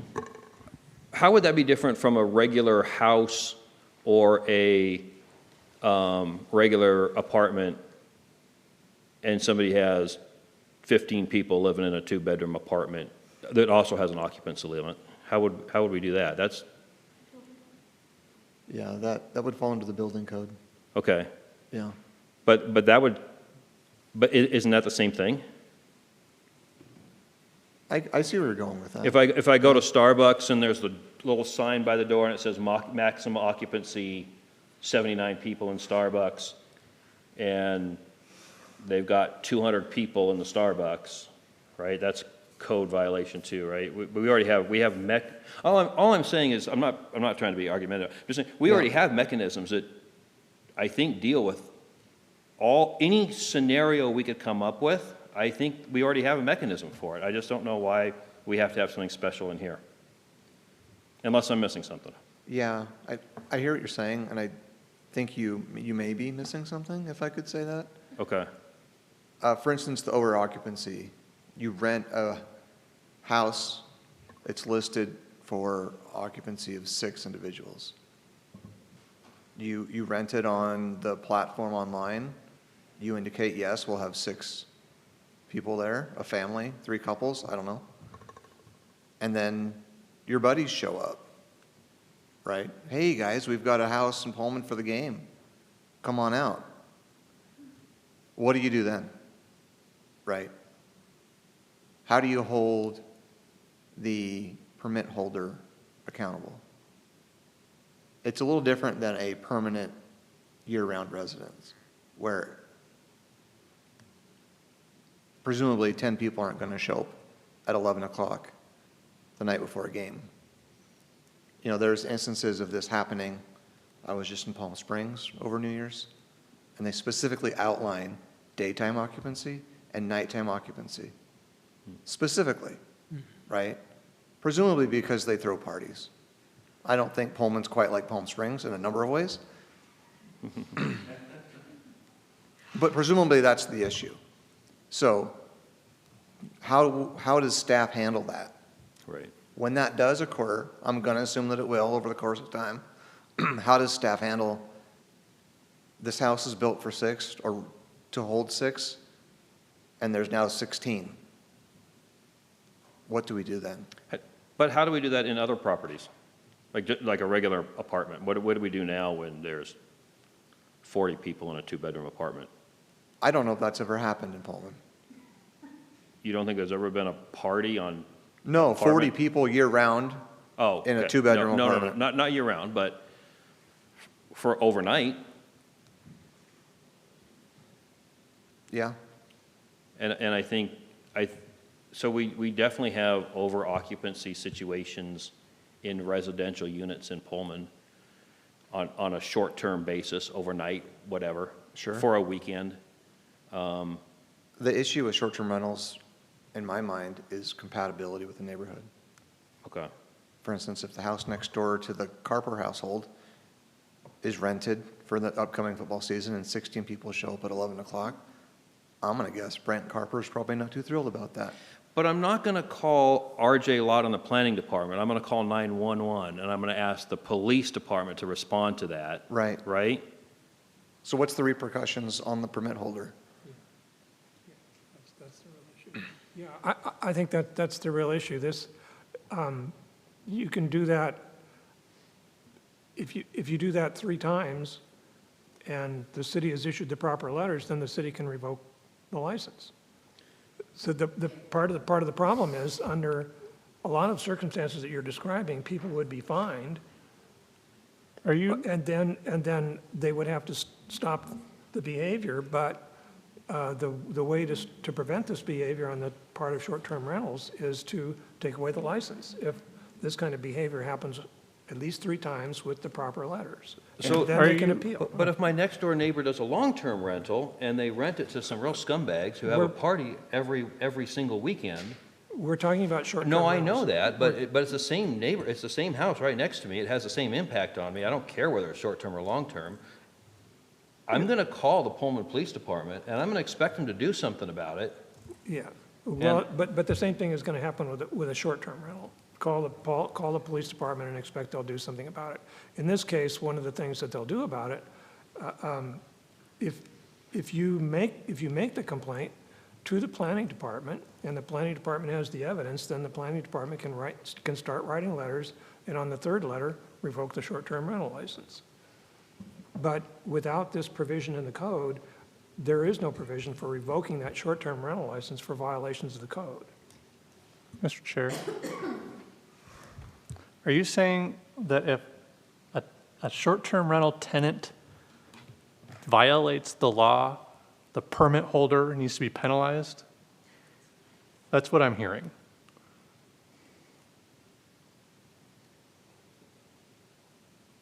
Yeah, Even if they've like clearly outlined, like, this is the expectation, this is how many people you can have here, they're not there, this person shows up, rents the house, they break the law. Now, the business owner, property owner is now, well, if you have the situation where somebody owns a house and they live in Denver, and they rent it for a football weekend, and they have no idea how many people show up, who do you hold responsible?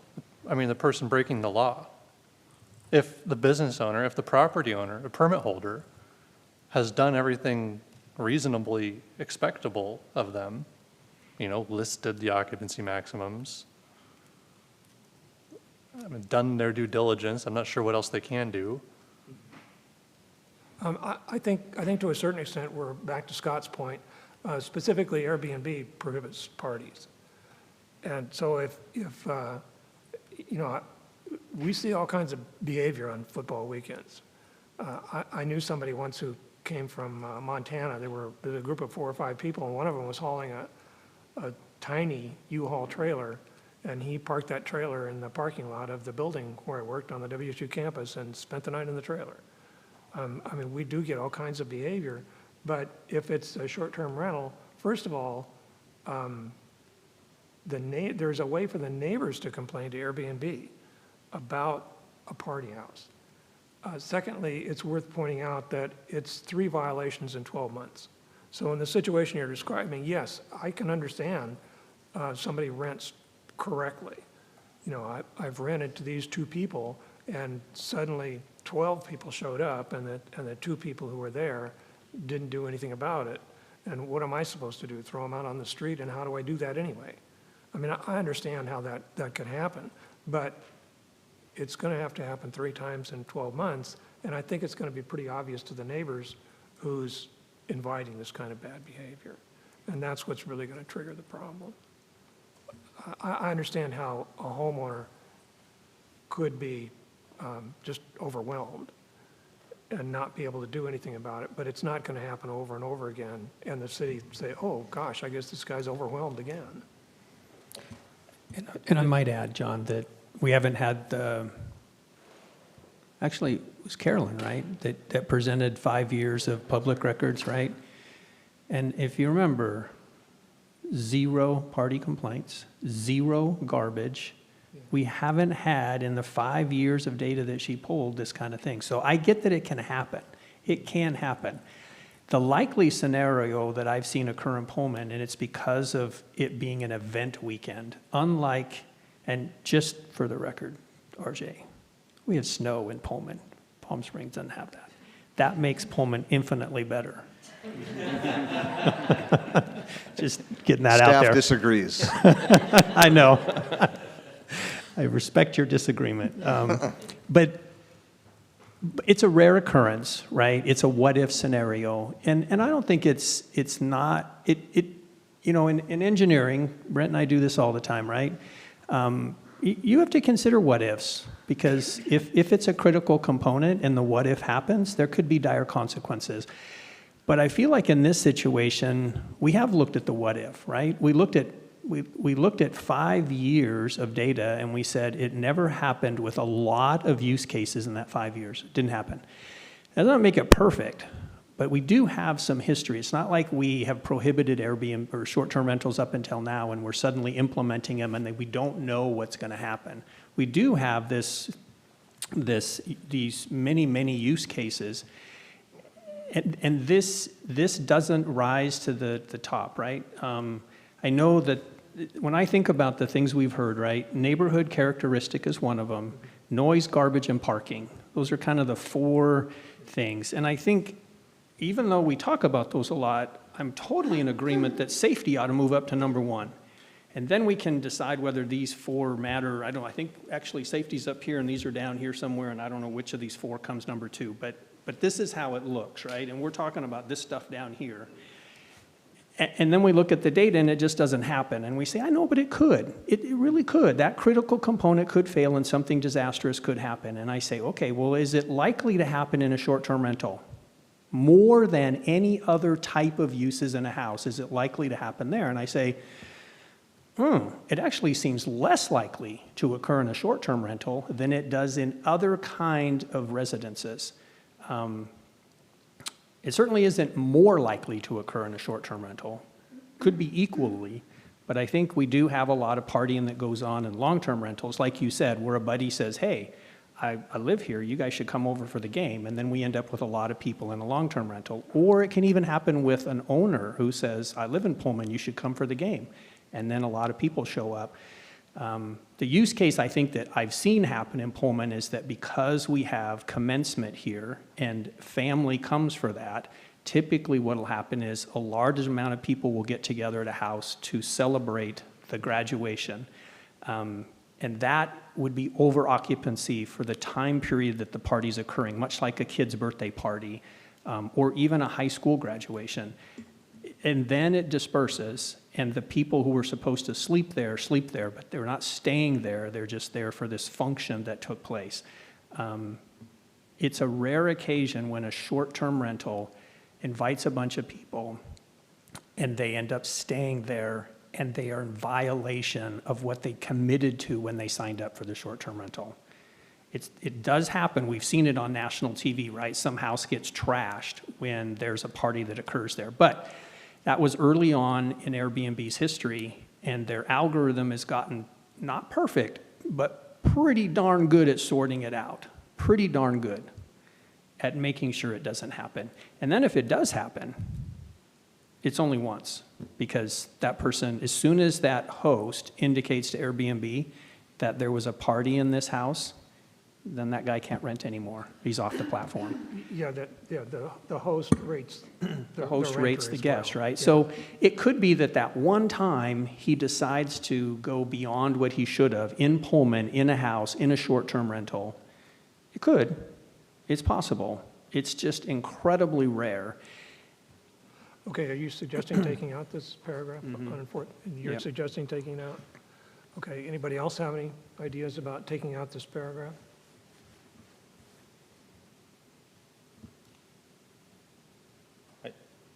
Wait, let's see if anybody else has. Do you have a judgment? I'm not against taking out this paragraph. Okay. I'm actually suggesting going a little bit farther. I kind of think, and this is on me because I think I put some of these things in here. But now that I've talked to people and I see how it's interpreted, I misjudged, right? I thought maybe let's put the garbage thing in there. Let's put the parking thing in there, just kind of a helpful reminder. And I thought it was helpful. Okay. But I didn't understand how it was going to be perceptive. So I'm actually kind of thinking that anything that is already covered in somewhere else in the code or somewhere else in state law, I just don't think we need to be duplicating things. Okay, this particular paragraph, though, because it is, as staff pointed out, it's the only way that the staff could revoke someone's short-term rental license. Does anybody down on the far left there have any judgment about taking it out or leaving it in?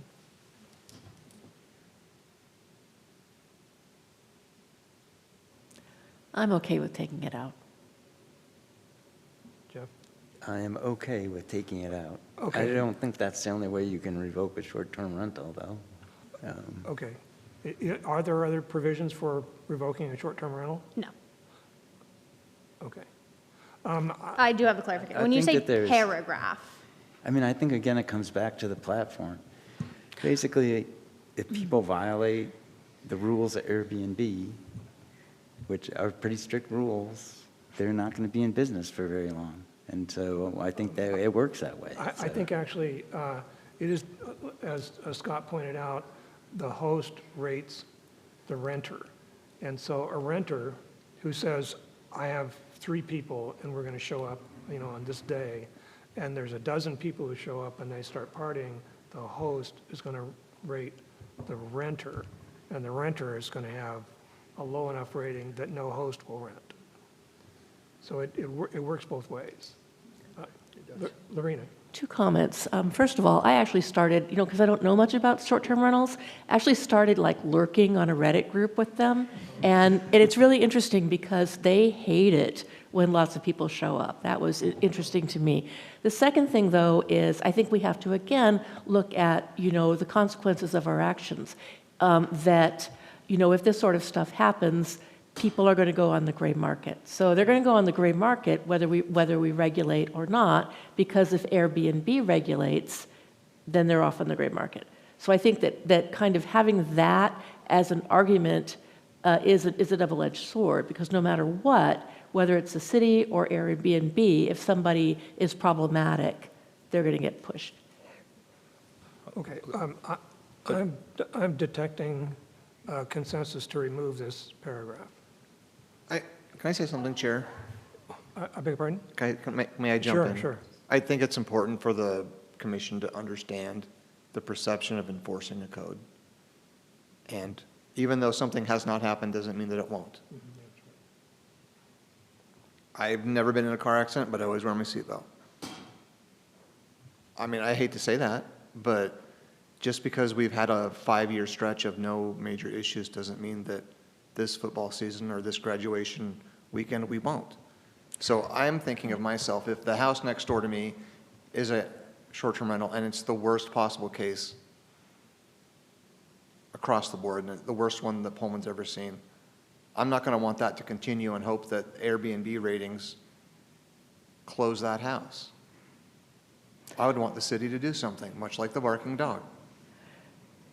So I want the Planning Commission to be cognizant that when we have a complaint and it's a reoccurring issue and it goes on and on and on and on and on, much like the dog barking, why doesn't the city do something? We hear that all the time. The city should do something. The city should do something. So you take that ability, that mechanism to revoke a license or a permit, what is left for staff to do? Wait for Airbnb ratings to close a prospective rental down? Is that going to satisfy an upset neighbor? RJ, are there any other permits that the city provides that would not be able to be revoked in any situation? I mean, for all the other permits that people do, home building or restaurants or whatever, can they be revoked? Yeah. Okay, so this would be the only permit that could not be revoked by the city? Why would you not want to have the ability to revoke the permit? Well, that's what I'm saying. I'm just Right. saying, you're saying that if we're talking about consistency, so you're saying that on a consistency level, every other permit that the city offers could be revoked for egregious behavior, except for the short-term rental, which could not? Is that what you're saying? If we take this piece out? Kind So, of. yes. Why would you not want to have the ability to revoke a permit? Yeah, Let's just leave it at so that. this would be the only thing that the city, the only permit that the city couldn't revoke. Because we're waiting on Airbnb. Right, because we've reviews to do that? outsourced it. Well, I get it, wait- which makes me kind of rethink, my But wait a minute. consensus. Wait a minute, we have an entire section on home occupations. Scott talked about it before. And the section on home occupations has requirements too, so that it isn't detrimental to the neighborhood. Like you can only have so many employees, et cetera, right? So we have a whole section on home occupations. It's the same thing.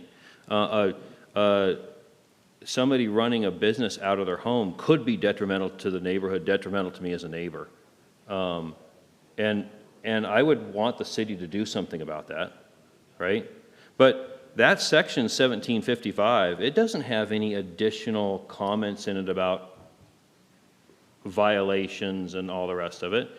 But I still believe if Scott opens his barber shop massage parlor next door to me and is detracting from my neighborhood and he has too many people working there or whatever, I still think the city can do things about it. You're saying they can't? Well, no, maybe I don't understand your question. You want the city to do something about it? Yeah. Yeah, so how would that be different with a short-term rental? Well, that's exactly what I'm saying, because his massage parlor barbershop falls under 1755, right? Right. And there's requirements, and he's not following them. What are you going to do about that? Probably issue him an infraction. Right, so how is that different than the neighbor on the other side of me who is, because 1755 doesn't have a whole violation section and everything else. No, I'm not saying don't have violations. I'm saying don't remove the ability to revoke a permit. I don't know what that solves. Okay, I don't see any difference. I think we have mechanisms for if somebody is doing something in their home that is not allowed under the code, I think we have ways of shutting that down. I don't think we have to have special sections. I think it's telling to me that 1755 for home occupations doesn't have the same duplicated permit violation, or sorry, not permit, the violation sections.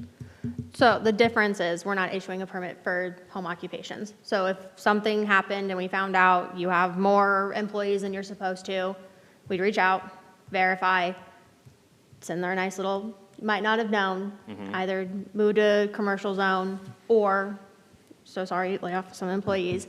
If nothing, you get a notice of violation. Okay. But we don't have a mechanism beyond just the notice of violation Right. for those home occupations. But it seems like that would work too for Airbnb, for STR. Yes, and the violation can come with a fine, right? So our notice of violation, we And so if you give, fine somebody $250 a day, they're not going to be running a short-term rental for very long. Or a massage parlor or a barber shop. Right. I just think it's all the same. I don't see why it's different.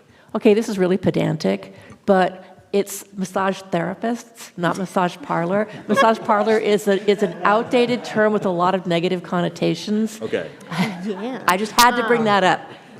But just one more question. I've been trying to ask for like 5 minutes now. When you say paragraph, what do you mean? I mean removing all of, let me get back there, sorry. So are we talking about It's the 109090. Yeah. subsection, a portion of that subset, like what? Removing all of .80 and all of .90. Okay, thank you. RJ, can I explore this what if with you? We have this paragraph in here, and I've always thought about this, right? What if my neighbor that who had very poorly behaved dogs and he didn't control them, what if that is replaced, like you said, with the worst Airbnb operator ever in Pullman? And it's next to me, and I'm the guy who put all these hours into this, and now I'm blessed with that guy. He's like, and am I gonna hammer you? Okay, let's explore that. I don't like what's going on next to me, just like I didn't like the dog. Whatever it is, right? Probably it isn't safety because that's going on inside the house. So let's go down to one of the other four. Garbage, parking, noise, neighborhood character. One of those really bothers me. And I call you and I say, my neighbor's doing one of those four. And you investigate it and find it's legit. Violation number one. And then it happens again, and nothing else fixes it, right? Airbnb doesn't fix it, nothing works. And it happens again, and I call you, investigate it, and you issue violation number two. And then it happens again, like nothing is fixing this guy. And you issue violation number three, and you retract his license. He no longer has a valid license from the city of Pullman to do short-term rentals. And he ignores you, because he's been ignoring me. He doesn't care. And now he starts ignoring you. He said, so what? I'm still going to advertise it. I'm still going to take people in. Now violation number 4 happens, right? We're up to 4. 3, we've already done away with his license. He just keeps doing it. He doesn't care. Are we just SOL? There's nothing you can do about this guy. The city has no other mechanism of controlling a terrible operator doing something in their house that disrupts one of those 4. We got to have something. Yeah, generally what happens is if it escalates to that point where a landowner or business operator or whoever completely ignores staff and what we're trying to accomplish, then we take it to court. And we have a judge hear it. The judge says the homeowner or the occupancy individual or the operator has to do X, Y, and Z. And if they don't, then they're in contempt of court. That's the next level. We don't ever want to get to that. Like, no. That is, I think the public has this in their mind that staff's waiting around the corner to nail people, and that we hope that we get to do all of these citations and infractions and this and that is far from the case. For a situation to get to a judge, we've worked on it for years. And there's a couple of instances I'd love to share with you, but I'm not going to here because it's not within the scope of what we're discussing. But staff spends hundreds and hundreds of hours on something just to get it before a judge, and the judge may do whatever he or she pleases. So all I'm asking is for the Planning Commission to be cognizant of, from a staff perspective, when we have the worst actor ever in the history of Pullman with this, what do we do? Sure. Because as I've shared with you folks before I worked here, I worked in Chelan County, and there were parties galore in Leavenworth. And I have seen the pictures and seen the videos of what's left over. And it's not fair to the neighbor. Fortunately, it has not happened here. But that doesn't mean that it won't or it couldn't. So when that does happen, what does staff do? So I just want Planning Commission to be cognizant of that. We're not out to get people, but when these things do happen, what do we do? Yep, totally get it. So maybe I can summarize. So before we said there's no mechanism in which to control it. There is a mechanism to control it, but it takes more of staff time to do it. If we didn't have this section in here about enforcement, I got to it by saying it was the 4th violation. If this wasn't in here, it could be the 1st violation when I call on my neighbor and I say, he is the worst operator ever. There is a mechanism to control it, but it would include quite a bit more of staff time to implement it than it would if this section is in here. I think if I'm following your statement, there needs to be an explicit section in the code that says this is how you revoke a permit. But it didn't work. The guy doesn't care about his permit. He's still going to be unruly, and he lives right next to me. Somehow we have to control it. I'm just saying, in my scenario, you tried your revoking the permit. It didn't work. He didn't care. Somehow, he became an unruly operator, and there is a mechanism to control it. I'm just saying, without this, you get there fairly quick. There is a method of controlling an operator in my neighborhood that's doing one of those 4 things we said. We have a mechanism to do that. It's just that if we go to that immediately, it takes more time. It's more of staff's effort to get before a judge and to have a contempt of court when he just continues to have parties every weekend in his short-term rental. I hear Right. what you're saying, but to me, this is very similar to revoking someone's driver's license. You can revoke their license, they can still drive. Sure, yep. So why have the ability to revoke their license at all then?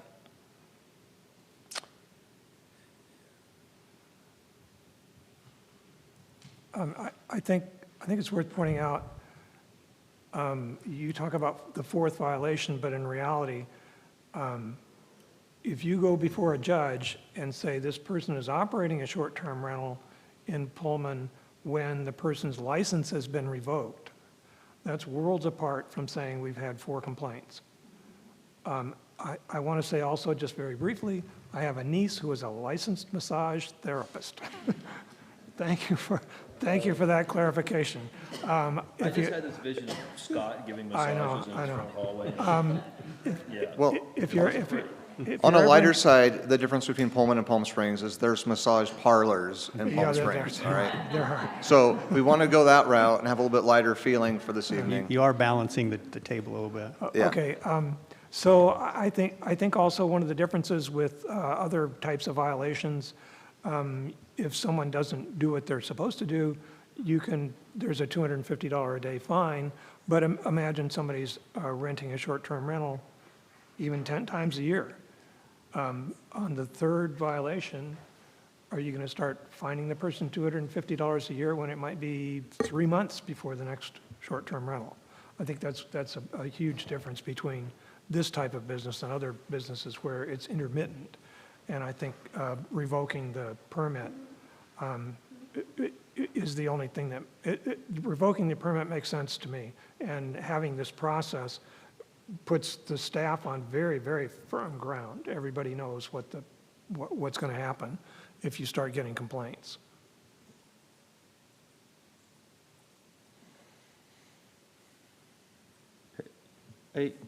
I'm thinking about what Scott said with, and what we've talked about before. If our goal is safety, and we don't want, to what you said, we don't want to wait for something bad to happen when it comes to safety. But on something like this, if we didn't have this and we had the worst Airbnb owner ever, and they were right next to me, and it was a little more challenging to shut them down, that's not the same as somebody dying in a house fire. And if the city council needs to, or the planning commission needs to come back 2 years from now and say, yeah, you know, in 2025, we didn't have any examples of any bad Airbnbs, but now it's 2028 and we've had a whole bunch of them. We need to revise our code, and you know what? It's going to be one offense, $1,000 a day. I mean, whatever. I mean, I think we could come back and add this if and when it ever becomes a problem and nobody's died. So I'm a little more willing to gamble with this one. Okay. I do want to say I anticipate taking a break at 9:30. So anyway, bear that in mind. And for those of you who don't know, we have to stop at 11 o'clock. Thank God. Yeah. Which we will be grateful when 11 o'clock rolls around. That's been on my mind as well, that we can always come back and insert and reinsert language about violations. It's you know, there's two, I mean, I have this lecture with my teenagers all the time, right? There's risk and there's consequences. So, you know, my teenagers, they always just think about the risk. Oh, it's so low risk, it's not going to happen. Yeah, but if it does, you're dead, right? I mean, they don't, teenagers don't think about that. And so I apply that same risk and consequences here from the safety perspective. the risk of a house fire is pretty low statistically, but the consequences are really bad, right? Here, with this type of stuff, I don't really know where the risk is, but the consequences aren't that bad. It's a nuisance, but we live in Pullman. There's plenty of nuisances. Yes, and adding to them is not our goal. Agreed, agreed. I think RJ is correct as well. There's hardly anything that irritates people in Pullman more than rules being violated. We didn't have very much snow this year, but I can point to you houses that don't clear their snow. And it irritates me and everybody else. Anyway, but you're correct that we could always come back and add this paragraph in if we decide to take it out. And people who don't take down their campaign signs, how do you feel about people who don't take down their campaign I take down their campaign signs. That's how I feel about it. I know Okay, anybody else? So maybe just to add on, John, maybe everybody's in agreement on this. There are a lot of things in Pullman that we have ordinances for, and we hope people are good operators, right? But we have bad operator. I'm going to guess we have a bad operator for every single ordinance we have in Pullman. Every single one of them, we have bad operators. It's hard to pull data on it, but I'm going to give you an example of dog, right? When I pick up after my dog, I grab 3 or 4 other piles with every single bag because I have little dogs, but then there's a lot, right? That's violated all the time. So like Brent said, it's irritating to me that people don't do that, but the consequence isn't crazy, right? It either sits there and looks ugly or some nice guy comes along and picks it up, me. So that's the consequence, right? For the garbage in a yard thing, it's certainly an annoyance. I get, RJ, I do not, it'll be just my luck that the worst operator ever comes in next to me because I've been so adamant about how to do this, right? It'll be my luck that guy shows up. And so I've thought about that every single time. Am I putting enough of a bite in this ordinance that if that happens, my blessing is that there's something that just doesn't wreck me. And I'm trying to be extra careful with that, right? I just feel that there is a mechanism to control that out of control operator next to me. And it's not the revocation of his license, right? It can happen if the guy is an owner operator and he just has a lot of friends come stay with him on football weekends.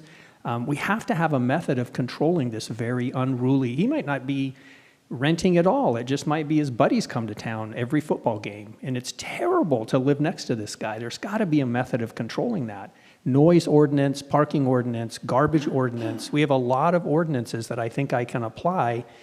And when I'm out of all other ideas and I'm calling the city and I'm going to call RJ and say, okay, it happened. Please help me. What can I do to control this guy? There's got to be a method when it's incredibly unruly and he doesn't care about his STR license. He's not even on a platform. He just advertises on Die Hard Cougs. And that's how he gets his guests. We got to have a way of shutting him down, and it's not in this ordinance because he doesn't care about the license. He didn't apply for it. We got to have that right now because if it was happening before this ordinance went in, we have to have a way of controlling an out-of-control neighbor.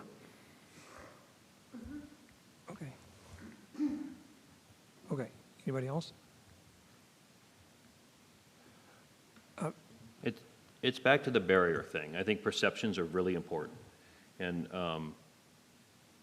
I think we need to, I think our goal should not be to make things, with apologies, I don't think our goal should be to make things easy for staff or easy for the city. I think our goal should be to make it easy for people to do STRs for the benefit of Pullman. I think that should be our goal while keeping safety there. And I think everything else is secondary. So looking at it through that lens, how do we remove barriers, real or perceived, and focus on just those two things, incentivize, safety. I'm coming at it from quite a different direction. I think I worry that without paragraphs, subparagraphs 080 and 090, the staff has almost nothing that anybody can do about a bad operator. And there's nothing that people in Pullman hate more than seeing a city code violated over and over again and with zero consequences. I realize that we haven't had this problem, but if it does happen, I want the city to be, broadly speaking, to be able to do something about it. And I'm inclined to leave these paragraphs in. They're at the very end. You can, when you get to them, you can skip over them if you want. I realize that I read more code than the average person, and I realize that I'm more likely to read violations and think, well, I'm never going to do that. But I'm not sure that this is enough of a barrier that we should take it out, considering that it would leave the staff unable to do anything, and considering the number of people who have told us short-term rentals are a disaster, and you really should ban them altogether. I think taking away the ability of the staff to do anything is not the right thing to do. I'm inclined to leave them in. I don't think it's correct to say that they can't do anything. Right now, John, if your neighbor, if he's the owner of the property and he irritates the heck out of you by inviting too many buddies to come to a football game, what would you do? You can't revoke his short-term rental license. He doesn't even have one. Yeah. He's the owner, and it's just that for 6 football games and Parents' Weekend, he invites a bunch of people and it bothers you that he does this. You have a mechanism to control him, right? Is he too noisy after hours? Yeah. Yep. Does he not pick up his garbage? Yep. Does he park crazy? Yep, we got that covered. So then you have to think, well, what is it that irritates me? Well, there's a lot of people coming and going. They're quiet, and after hours they're quiet. But I just don't like this lots of people coming and going. It's like strangers. It's interrupting the character of my neighborhood. Well, what would you do? We're talking about short-term rentals. And if the person, I'm not the one to answer that because I'm not irritated by my neighbors very often. Even with people coming and going and so forth, that doesn't really bother me. It would bother me, however, if someone were operating a short-term rental and were clearly in violation of some code that really makes a difference, and then the staff could do nothing about it.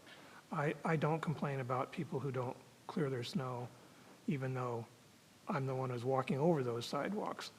I just don't bother. But as I said, we're talking about short-term rentals, and if my neighbor had a short-term rental and there was nothing I could do if the person were violating the code, nothing the staff could do if the person was violating the code, I think that would be beyond irritating. And I want to point out again the number of people who told us ban short-term rentals altogether because they're nothing but problems. If we remove from the code the part that allows the staff to do something about the problems, I think we're ignoring those letters.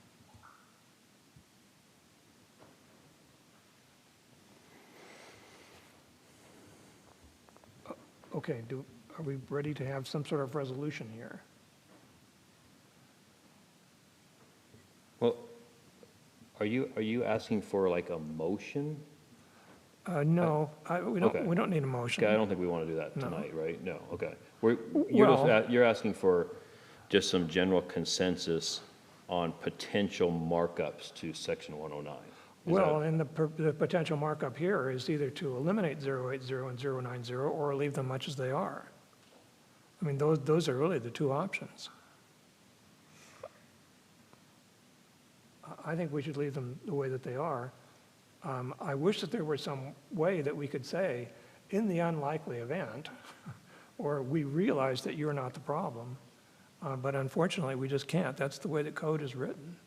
And I do hope that I'm confident that the brochures the staff writes about how to go about setting up a short-term rental will provide the welcoming attitude that we all hope. I'm very confident that whatever brochures the staff produces, which will be the real heart of the matter, that's what people will actually read. I'm hoping that those brochures will provide the kind of welcoming attitude that you're recommending. In the meantime, however, I think the code ought to have ways of enforcing it, and this is really the only way to enforce it. Okay. Anybody else? Yeah, and I hear you, John. I toy with this in my mind all the time, right? I want a control mechanism. I don't want to take that away from staff because I could be blessed with that terrible operator. I'm just trying to think of what it is they did that I don't already have a method of going after. Are they noisy? I call the police, noise ordinance violation. Do they have garbage? I call and they have a garbage violation, parking violation. All of these violations we have. And so what violation can the staff go and investigate that we don't already have something on the books to control, that they could enact this, and then take it away? It's such a corner case. Could it happen? Gosh, anything can happen. I just don't know that I see a ton of value in this. I get, so then you would say, okay, well, look at it the other way, Scott. What's the harm in leaving it in there? And I think there is harm in leaving it in there. I think it sets a bad precedence to talk about these penalties, and honestly just don't think we need it. We haven't needed it in Pullman. We have these platforms that control behavior. They seem to work pretty effectively, but let's say they don't even work. We haven't had it in Pullman, but let's say that changes, and then none of the other ordinances work. I mean, this is a triple redundant failure system before we get to the point where this would even work. And then it has to work 3 times in a row. It just seems this failure mechanism is so unlikely.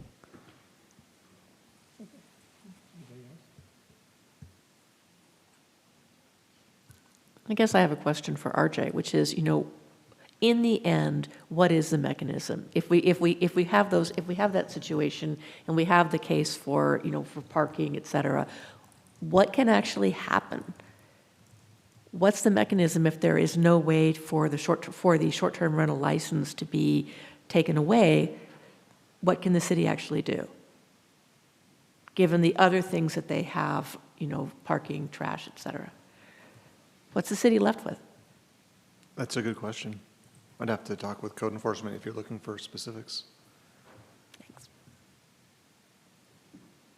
One comment, I think, I remember Doug Freeman coming and talking to us. I've actually seen his property.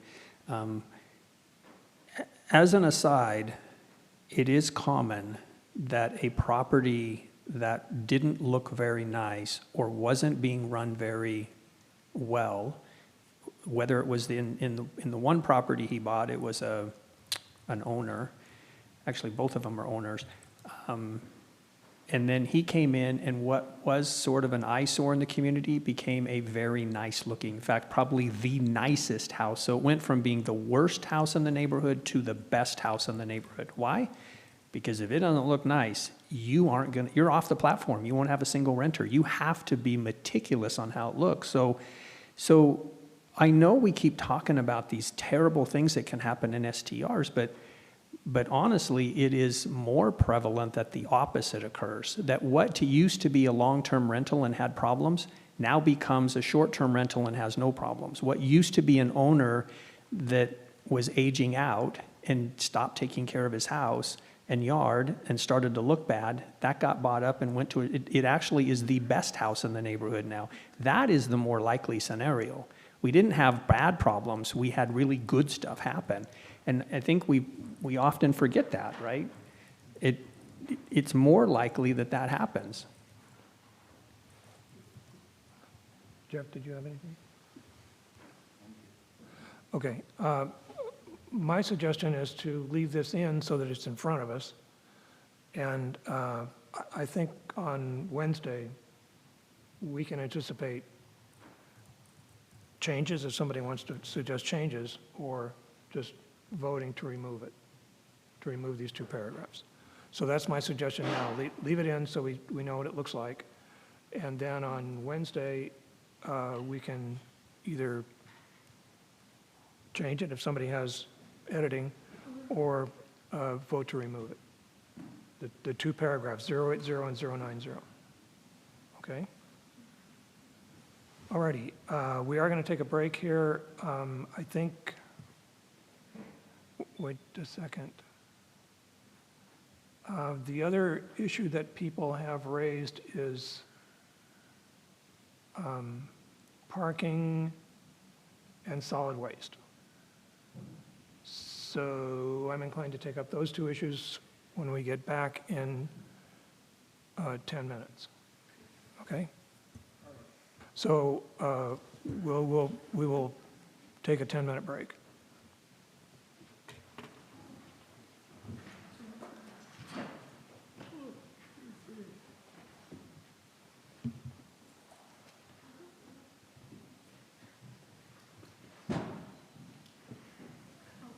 We're allowed to write in, because I do risk analysis, and I would tell you what a risk analysis would say, it's deterrence. Because it's the same when I was a kindergarten teacher for riot control. Because people are coming to parties, they're part of a die-hard Cougar fraternity group, and there's potential to be, so when you get the deterrence, it sort of, ooh, you know, we better behave. See what I mean? Okay, I will. Yeah. Uh-huh.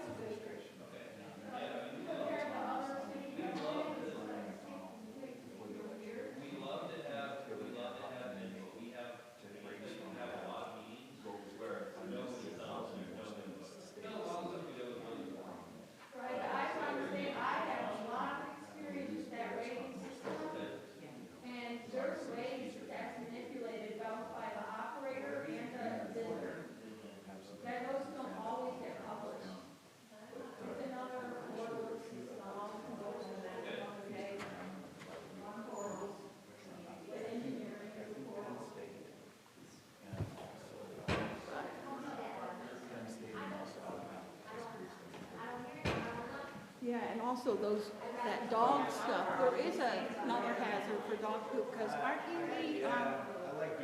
the agent for process service for townhouse condominiums?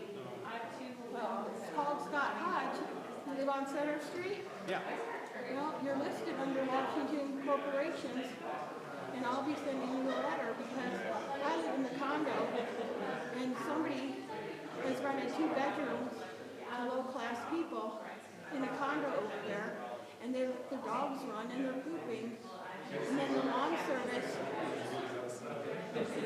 you're not covered, townhouse condominiums, 600 Southwest Crestview. You're listed as Department of Corporations, as the agent for process service.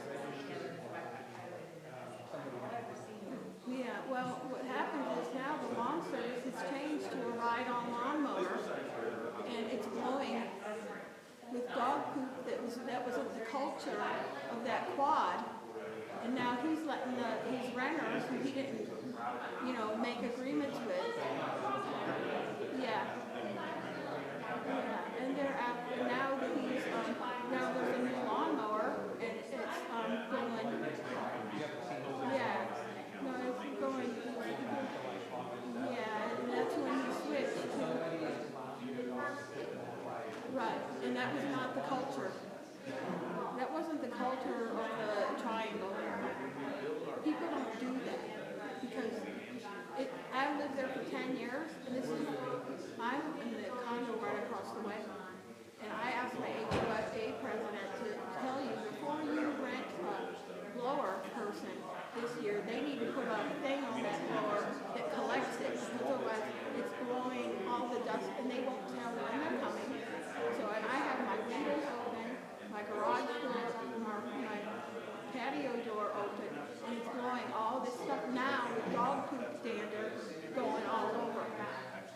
So, so there are other,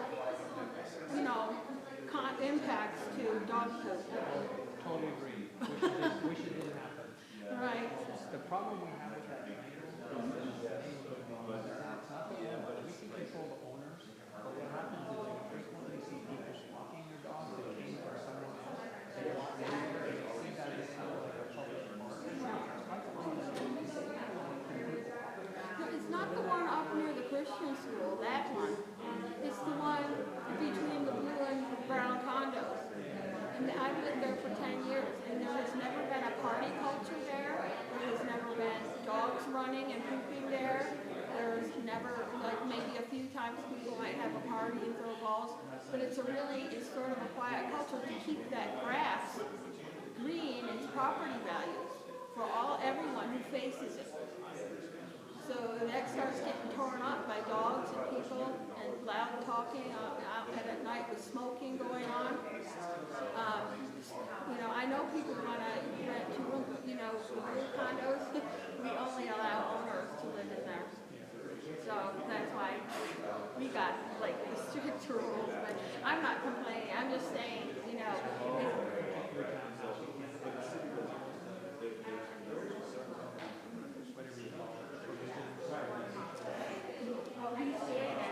got 2 renters,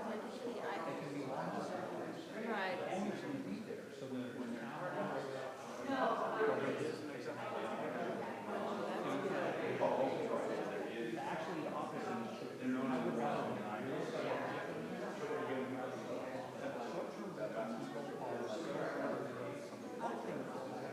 Well, also because we got a healthcare worker shortage, and they did this in Boise. They put an incentive in for temporary housing for traveling healthcare workers and physicians and nurses. And then we could work to build that. Oh, they do?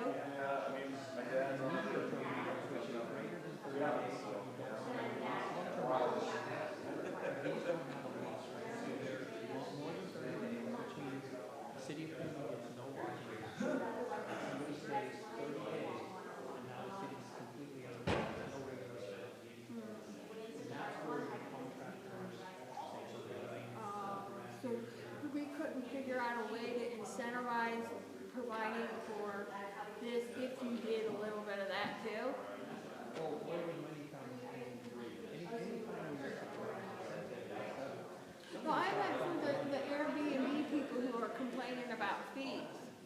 If we told them that, you know, we'll take your fee away if you also sign up for maybe a few healthcare worker recruitment. I think that's a great, so the city council is open to suggestions. Right. That would be something they could take up. Right. So I get you guys are about code and ordinances. If you need anything, let me know. Okay, the worst renter complained about the bedpost. 4,000 guest days. 4,000 guest And the worst guy didn't affect the neighborhood at all. He gave you a bad star rating and 27 pictures. Yeah. That's it. In full transparency, I have a friend. Thanks, Michael. Okay. Okay, if we can come back to order. Finding a way to get neighbors, that's something that should be done. If we can come back to order, yeah, thanks.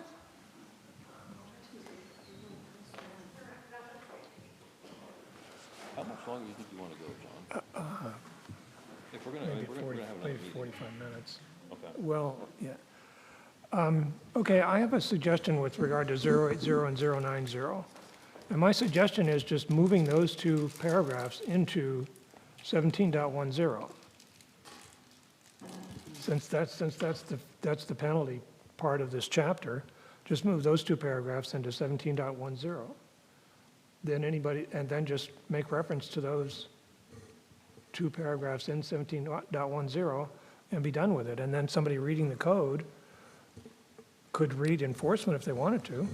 I agree with that. I think I would maybe want to know if staff wants to consider that and maybe look at 1701, what is it, 17010? The penalty one?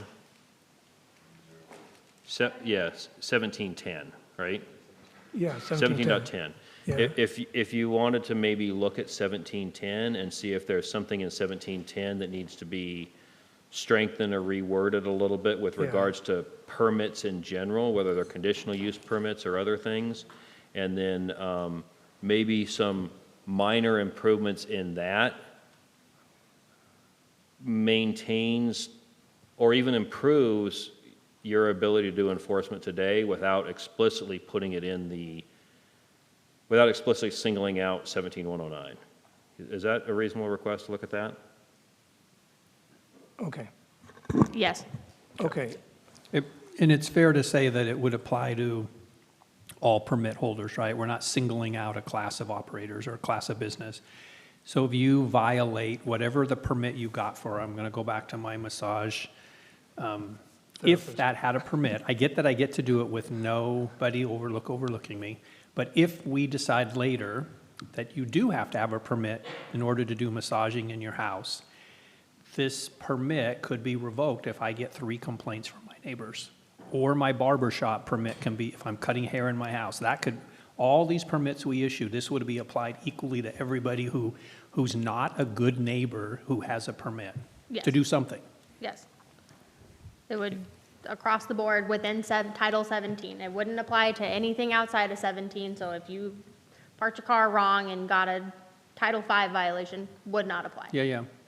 I could. But anything within Title 17 would fall Yeah. under 1710. I remember in a previous meeting, you talked about the ability to contact the Department of Revenue and say, so-and-so is not complying with our code, with our ordinances, and the Department of Revenue can revoke their business license, revoke the endorsement by the city based on that. Is that correct? So we as a city would revoke our endorsement. I don't Okay. know how that affects Department of Revenue. I Oh, could reach okay, out okay, and yes. ask, but But you we could- as a city have the right to revoke our endorsement. Okay.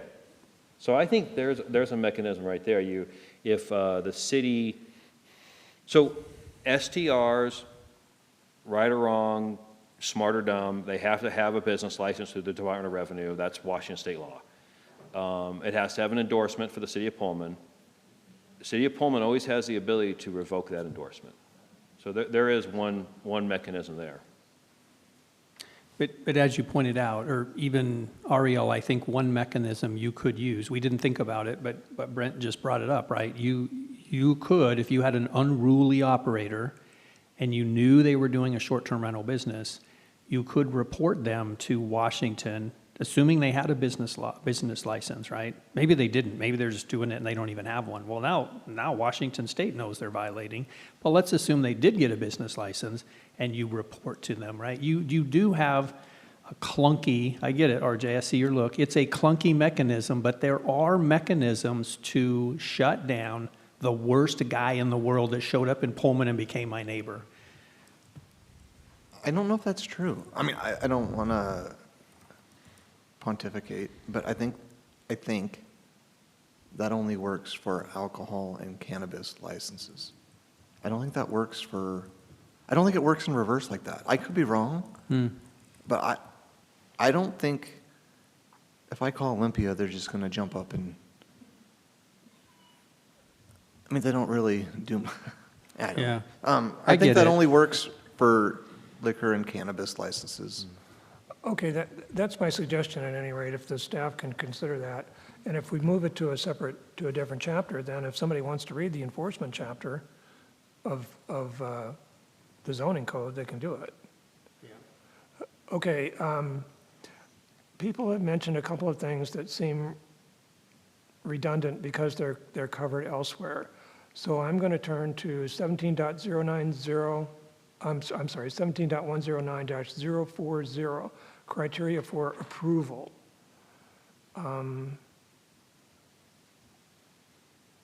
Okay. Is there anything in here, wait a minute, I'm not sure I'm looking at the right place.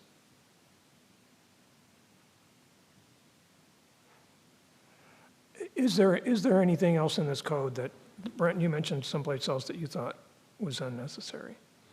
Well,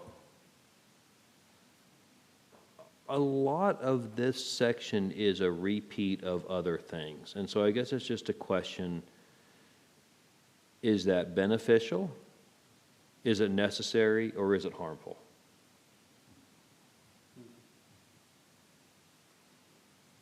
Sometimes repeating things beneficial, sometimes it's neutral, unnecessary, and sometimes it's harmful. And I think we could, if we wanted to, we could take each one of these and look at this. But I wonder if maybe that's something we could do offline, all of us, staff and commissioners. We could read through this 17-109 on our own with kind of that perspective and think to ourselves, is this just beneficial, unnecessary, necessary, helpful? Which way does it fall? And then we could regroup next week and discuss it. Okay. I'm just going to provide an alternative perspective, which is that, for something like this that's very specific, there is an advantage for someone that it's all there in one place. And to some extent, if they have to keep on going and looking up code in all the other places, it's going to be aggravating. So just that's another way of looking at it. And that's exactly where I came from when we did this, and that's why I added stuff in. And even under the purpose, number 4 under purpose, I think is one of the ones I wrote. It says ensure consistency with the RCW requirements for STR and provide awareness to STR owners and operators of related city codes. I think I wrote that, and I think I was being a wonderful help to anybody who wanted to do an STR. Typo. Missing it up. Yes, so there is. But now upon reflection and having talked to a lot more people, I'm not sure that code is the best place to do education. I think there's other ways that the city can educate and provide information, and it's a better format and it's more successful than writing it in legal script in a code. I think we've even seen some of that in what staff did to city council last month, a very helpful session. I think some of the materials that Ariel's put together and sent to people is actually quite helpful, more helpful than in the code. So I just wonder now, looking back on it, if there isn't other mechanisms that could provide that level of stuff without it being in the code. I would even further that, Brent. I know this is a wish, but Audio, you have a really good start at it with all the materials that you put together to help somebody get going in a short-term rental. But if we even took that one step further and had this nice little concise brochure that says, want to do a short-term rental in Pullman to help or to accommodate guests coming for an event, it's really easy. And here's what you do, right? It's basically your material put into a nice little concise packet that you give them, and we're done, right? We have a glossy brochure that carries this out. You almost have the glossy brochure done right now. It's just in a website with some different forms. It then becomes very friendly forward, and we can educate all of these things that we tried to do in here. We can educate in that pamphlet or that brochure or that really nice website, as opposed to repeating something that's already somewhere else. So why not just do both then? Why not leave it in here? So I tell them in here that they need to have garbage service? Yeah, so if we turn down a application for a short-term rental, they're going to want to know why. And they're going to say, where in the code did you come up with that? We can't say, here's a brochure. But you can say that you're required to have garbage service, right? Where would you put that under criteria of approval if it's taken out? Well, it's interesting you bring that one up, because I'm thinking that's one that shouldn't be there. Because we don't require year-round garbage service for any other residential property in Pullman. Yes, we do. No, we do not. It's not in the zoning code. It is city code, though, that you have to have trash No, service. No, it's city code that you can't be a nuisance with your trash. You can't have trash pile up, but you do not have to be a customer of Pullman Disposal. You don't have to have it year-round. I'll look that up. And what if you leave for 6 months, John? What if you go south in the winter and you don't have anybody living in the house? Can you turn your garbage service off?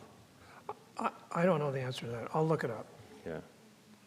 So, You can. My neighbor is actually, she goes in the field, and I think she turns her garbage off. yeah. So we singled out short-term rentals for a special garbage requirement. Whether that's correct or not, whether that was the right thing to do or not, I don't know, but. But from a staff standpoint, if you turn down an application, someone's going to want to know why. Yes. And you're going to have to point to something in the code, quite literally point sometimes. And you're going to have to say, this is why. You know, garbage may not be the most important one on this list, but for instance, if they don't have the insurance, they can't prove the insurance is there, and we turn down their application, we need to point to code 17, such and such, such and such, such and such. This is why. You can't just say, look at a brochure. Can't you, well, I mean, we could go through the specifics, but can't you point to RCW? Well, you need to reference that in city code somehow. You have to reference RCW in the Because city code? it's a permit coming from the city. Okay. It's not a permit coming from the state. What if the city didn't do a permit? That's an option. What if we had requirements, but there wasn't an application of permit? You know, it's kind of like when a subdivision comes before you folks and you're like, does it meet all of the requirements in code? Mm-hmm. And if it doesn't, then we can kick it out and we can point to something that says doesn't meet lot density or something like that, right? So Okay. I'm telling you from a staff standpoint, you Yeah. got to have a reference to why something was approved or not approved. Okay. So you can't just say that we're going to take out that section, because we need something to base an application on for approval or disapproval. So when it comes to insurance, because insurance is an RCW requirement, you can't cite RCW unless that RCW is in our code. Is that what you're saying? So we need to put the insurance one in so that you can cite it, even though it's an RCW. I don't know if I'm following your question, but my perspective is just as we reference the purpose of informing, Mm-hmm. if we don't have insurance in there, and someone says, and this happens, staff didn't say that I need to have insurance, why are they turning me down because I don't have insurance? And you can't respond because state law is, you can't quote state law in turning down something? No, we could. You could, okay. But the point is that if we don't have it listed here, inevitably someone will say, nobody told me. Nobody said. Right behind, why doesn't the city do something, is Yeah. nobody told me. Nobody told me. Okay. But the brochure told them, right, that all RCWs, so the easy thing is all RCWs for short-term rentals have to be followed. And you'd say, that's too generic and too hard. Got to tell me more. Okay, let me tell you what RCWs you have to follow. And you'd Google RCW, whatever it is, 64 something, and it tells me I got to have a business license, I got to have insurance, I got to do all these things.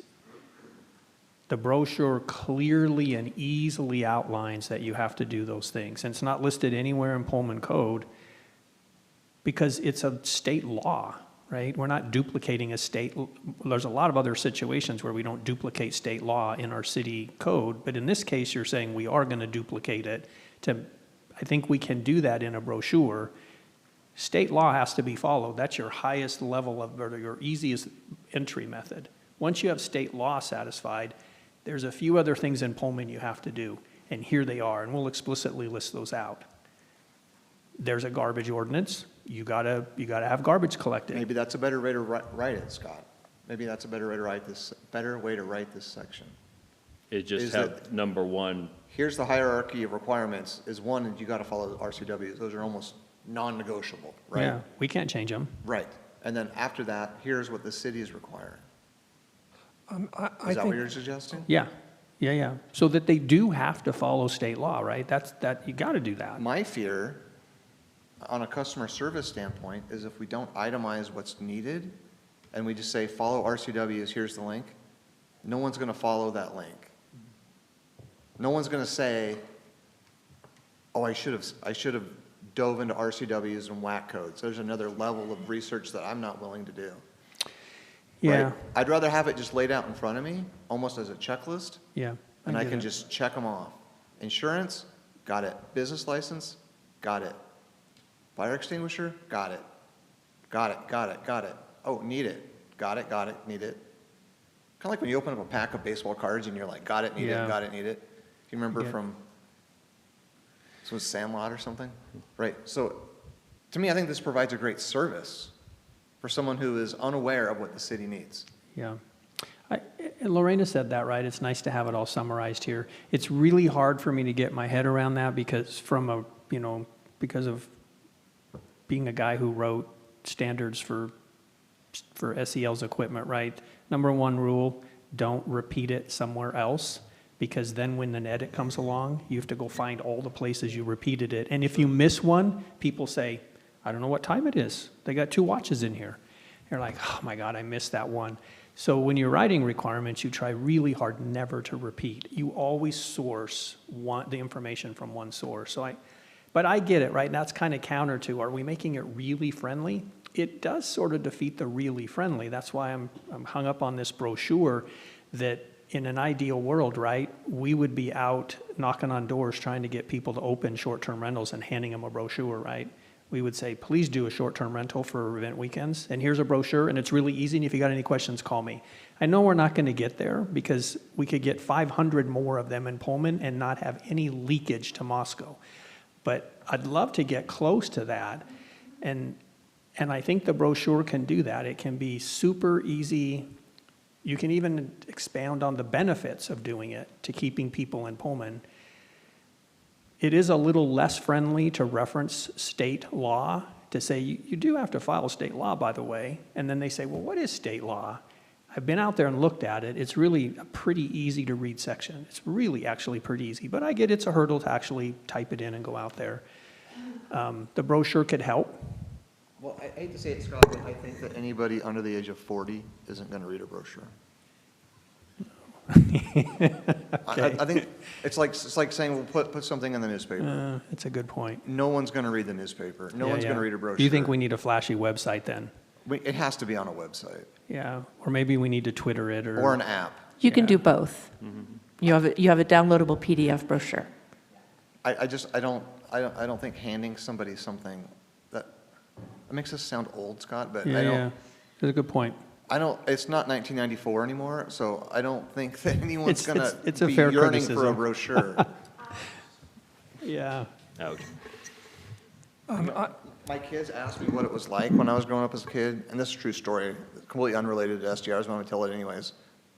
They asked me, how did you find directions before GPS? And I said, well, we had a map in the car. And they're like, oh, like pirates did? And I was, yes, I guess.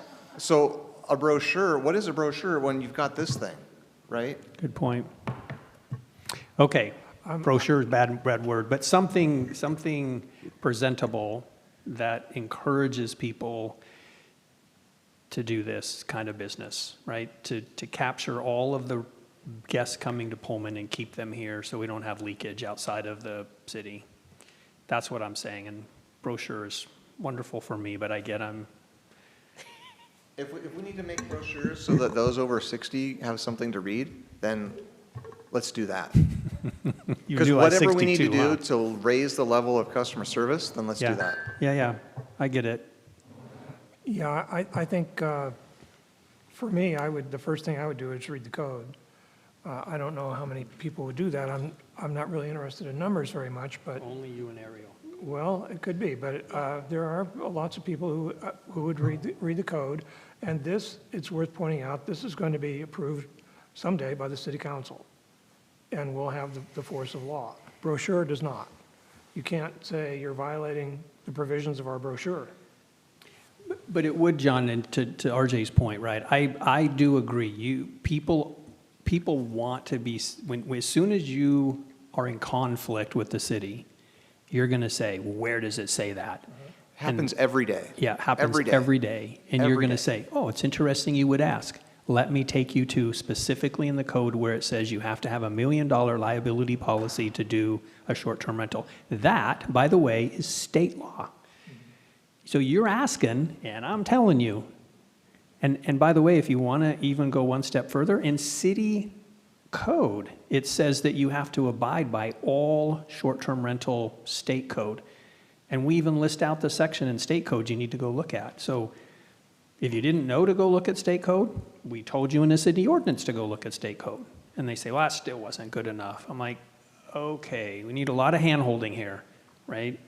Because this isn't the guy that reads the code. John would have never even asked the question. This is the guy who never read a thing and then says, I didn't even consider looking at state law. I didn't even consider looking at the city ordinances. I just can't believe this even exists. And you say, it exists. Let me show you in multiple places. It's here. So you do have a method of enforcing and showing them that they have to do it. You bring up a great point with the hand-holding. It sounds a little derogatory or dismissive almost, but we do a lot of that every day, every day.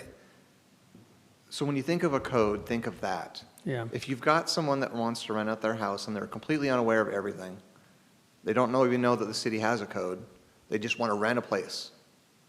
How do you handle that customer so that when they leave, they're not frustrated, they're not angry, they don't think staff's out to get them, whatever the narrative is? 'Cause that's a side of the coin that I don't think the Planning Commission ever sees. Well, I don't think we did, but I certainly do now, right? Because I've been out to look at the documents that Ariel provides to them, to walk them through there. So I think you would point them to that material she's provided, right? And say, right, there's a lot of stuff here. So we even had testimony from the young lady that came up and said, Ariel is a great resource. Emma. So if that's what we got to do to get through this process, then that's what we do. Right? And if there's a way to have more information in the code so that we can walk through them either on the phone or in person, they come to the counter, then let's do it that way. Sure. Because it's going to provide a resource and a reference point to what works, what's required, what doesn't work, so that everybody's on the same page. I think that having an external document outside of the code is dangerous because that's one more step someone's got to take down a rabbit hole, so to speak, that they may or may not take. Code is the #1 go-to source. But how does the material she put together now, that's outside of code, right? We didn't embed all of her documents in code. It's just really good, helpful stuff. It's based off of the code. Yeah. Right. So if someone goes, why do I need this evacuation plan that's in your instructions? I can say, per 17-109, blah, blah, blah, blah, blah, you need it. And I'm just saying we would continue that, right? We would continue that. Nothing you produce shouldn't be backed up by code, right? We can't just make up a glassy brochure and say, you need one of these two, right? Written document or map number 4 for whatever, where the garbage goes when you're taking it out. Where's that in code? It isn't. I just decided it was a good idea. We can't do that. But everything you have is backed up in code. It just supports code. And I say we just continue to do that. Much like I said last month, if you guys recall, staff's here to help people and provide the best customer service that we can.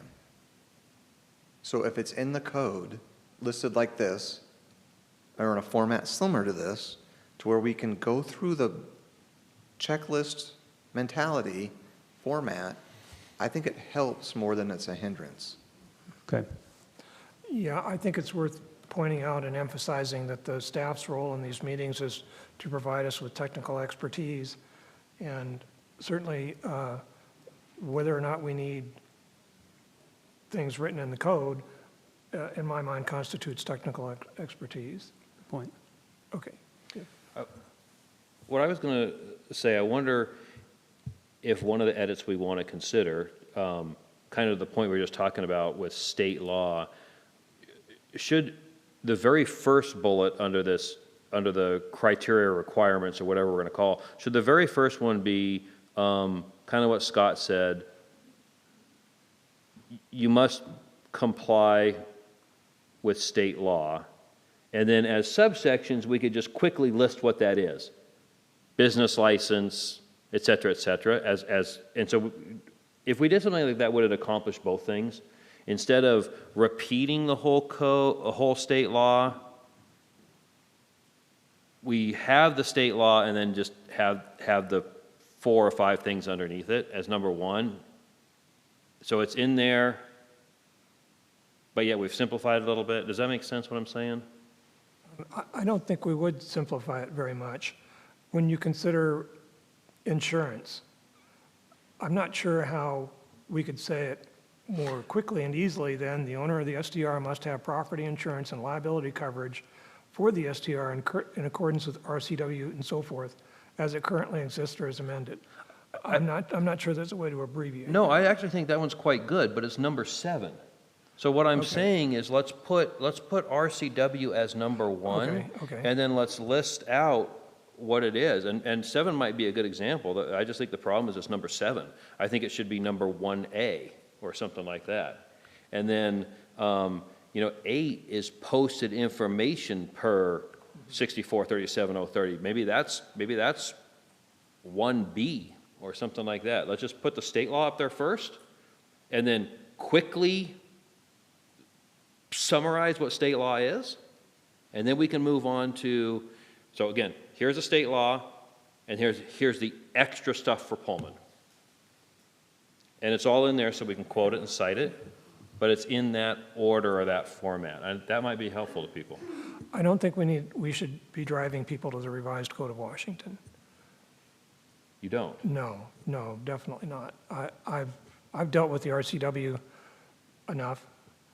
So you don't like the fact that the insurance says... I mean, no, what I mean is, I don't think we should say, well, in some cases, like the issue of insurance, as Scott said, we don't want to say, here are the requirements for insurance, specify them, and then the revised Code of Washington changes. Oh, right, I agree. Yeah.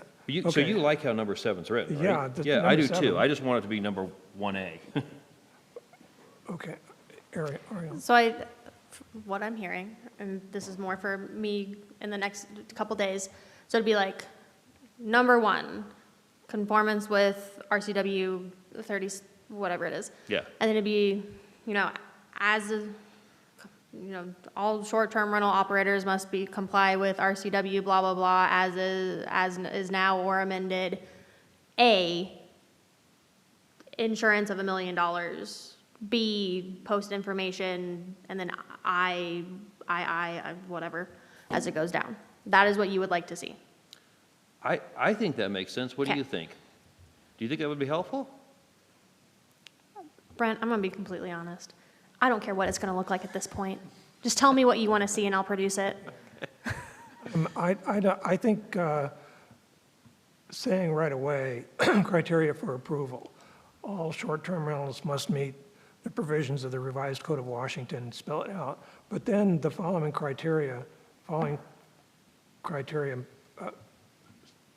specific criteria must be met, one, business license endorsement and so forth. I don't see these things as being amenable to being shortened for somebody who is going to read the code and make a decision about what do I need to do to have what do I need to think about to move towards licensing a short-term rental. I think it's perfectly acceptable to say right at the very beginning, you must meet all provisions of the revised Code of Washington, but then break out List them these however many subparagraphs there are. I agree. So that'd be one section. And then as we work down this list, like number 3, I think is problematic. Compliance. The STR must comply with the requirements of the International Residential Code, IRC, as adopted in Chapter 51-51 WAC. So to the point we just discussed, what the hell does that mean, right? And when somebody's reading this, what do they do with that? Call staff. What's that? Call staff. But is it necessary?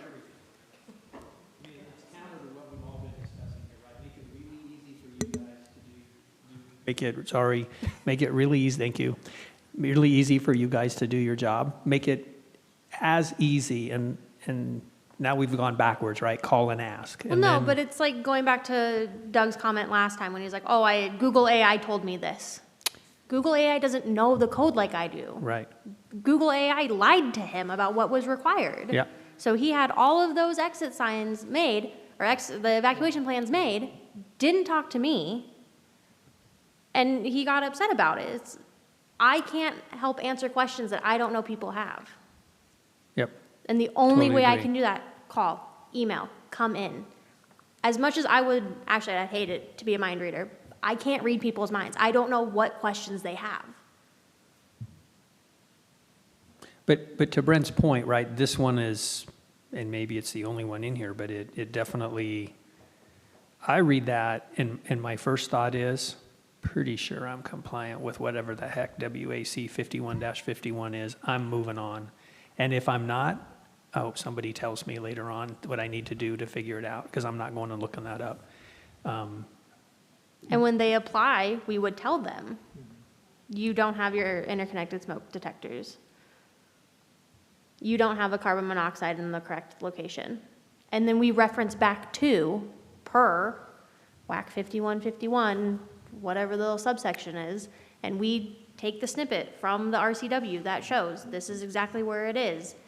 We link them to that webpage so they can go and see it themselves, that we're not pulling this out of nowhere. But that's already in here. I mean, we have the safety requirements, it's telling you all those things that you just said are in that, the other part, right? I mean, so why do we have the compliance, number 3, and then repeat everything down under safety measures? Why do we talk about dumpster screening in Title 17 when dumpster screening is talked about in Title 5? Say that again? Which? So we talk about your dumpster needs screened. In 17, I think it's 35. In chapter 5.40 something, we talk about dumpster screening again, because that's our solid waste removal code section. But we, once again, in Title 17, talk about how your dumpster needs to be screened. We can repeat as much as we want so people understand these are the requirements. We can take it out. And then when someone says, we tell them they have to do something per this section, well, why? Something I was just thinking about as I read it is that having it up there, putting in that particular part about following the requirements of the IRC, actually then gives context later on when it says you have to have this because it's the IRC. Otherwise, if I just read that, I have to have a, what was I looking at? Oh yeah, that I have to have functioning carbon monoxide. I'd be like, what's the IRC? But it has been explained to me above that I have to follow everything according to that. So maybe it's an organizational thing again. Maybe that all needs to be put together Because it would go with subsection 11, the inspection and codes. For instance, if a building inspector inspects a home and an egress window is painted shut or nailed shut, it's not going to meet the code. So subsection 11 just says, must meet all applicable codes. Well, what are the applicable codes? So is that something they're doing now? Do they look at, is that on the checklist when they do an inspection? Well, if they see painted shut something like egress? that, they're going to say something. Because it would be quite the disservice to see it and not say something. Sure.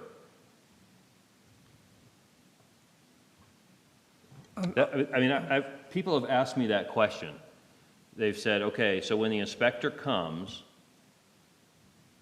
are they going to inspect just for these things? Or are they going to say, you know what? That staircase needs a handrail. That deck doesn't meet code. It doesn't have, my house was built in 1945. It's got some funky stuff. Am I opening myself up when that building inspector comes on my property, or are they only going to look at the smoke detector, fire extinguisher, stuff? People are nervous about that. Yeah, so Jeremy gives a great analogy to that. So if there's a car built in 1945 and there's no seatbelt coming out of the factory, you don't need a seatbelt in your car. Okay. If you have a car from 1965 and there's just a lap belt and not a shoulder harness, you don't need a shoulder harness, but you need the lap belt. So whatever the code was when the vehicle was manufactured is what still is required today. Okay.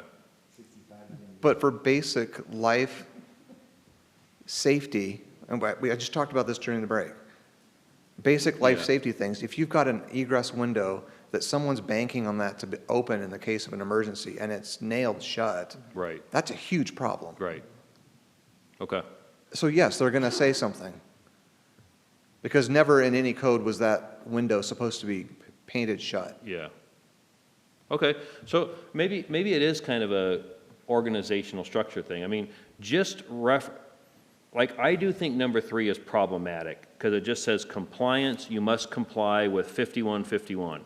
I click on it and it is a 72-page document and it has stuff in there, I don't even know what those things are. My hydronic piping system installation, stuff like that. So it's a little bit daunting to just, I think for the same reason, like we were saying, don't just say, you must comply with RCW 6437, but then don't say what it is. That's too gray and too nebulous. I think we've done the same thing here maybe by that same argument. How about just reference it in subsection 11? Okay, yep, that could be. Right, so third lines, or last part of the second line in that subsection says, as required by all applicable codes, such as the International Residential Code. Yeah, Or okay, that might work. Or Yeah. the, Then it has more context. I think the overall point of this is that we need a code to approve or disapprove a permit. And 2, we need a way to communicate that to an applicant.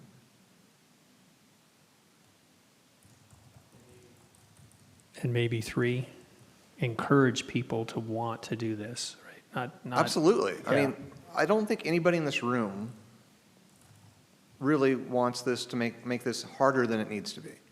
Like, I think we could all agree on that. No one has come into the microphone and said, let's make this application process as gut-wrenching as possible.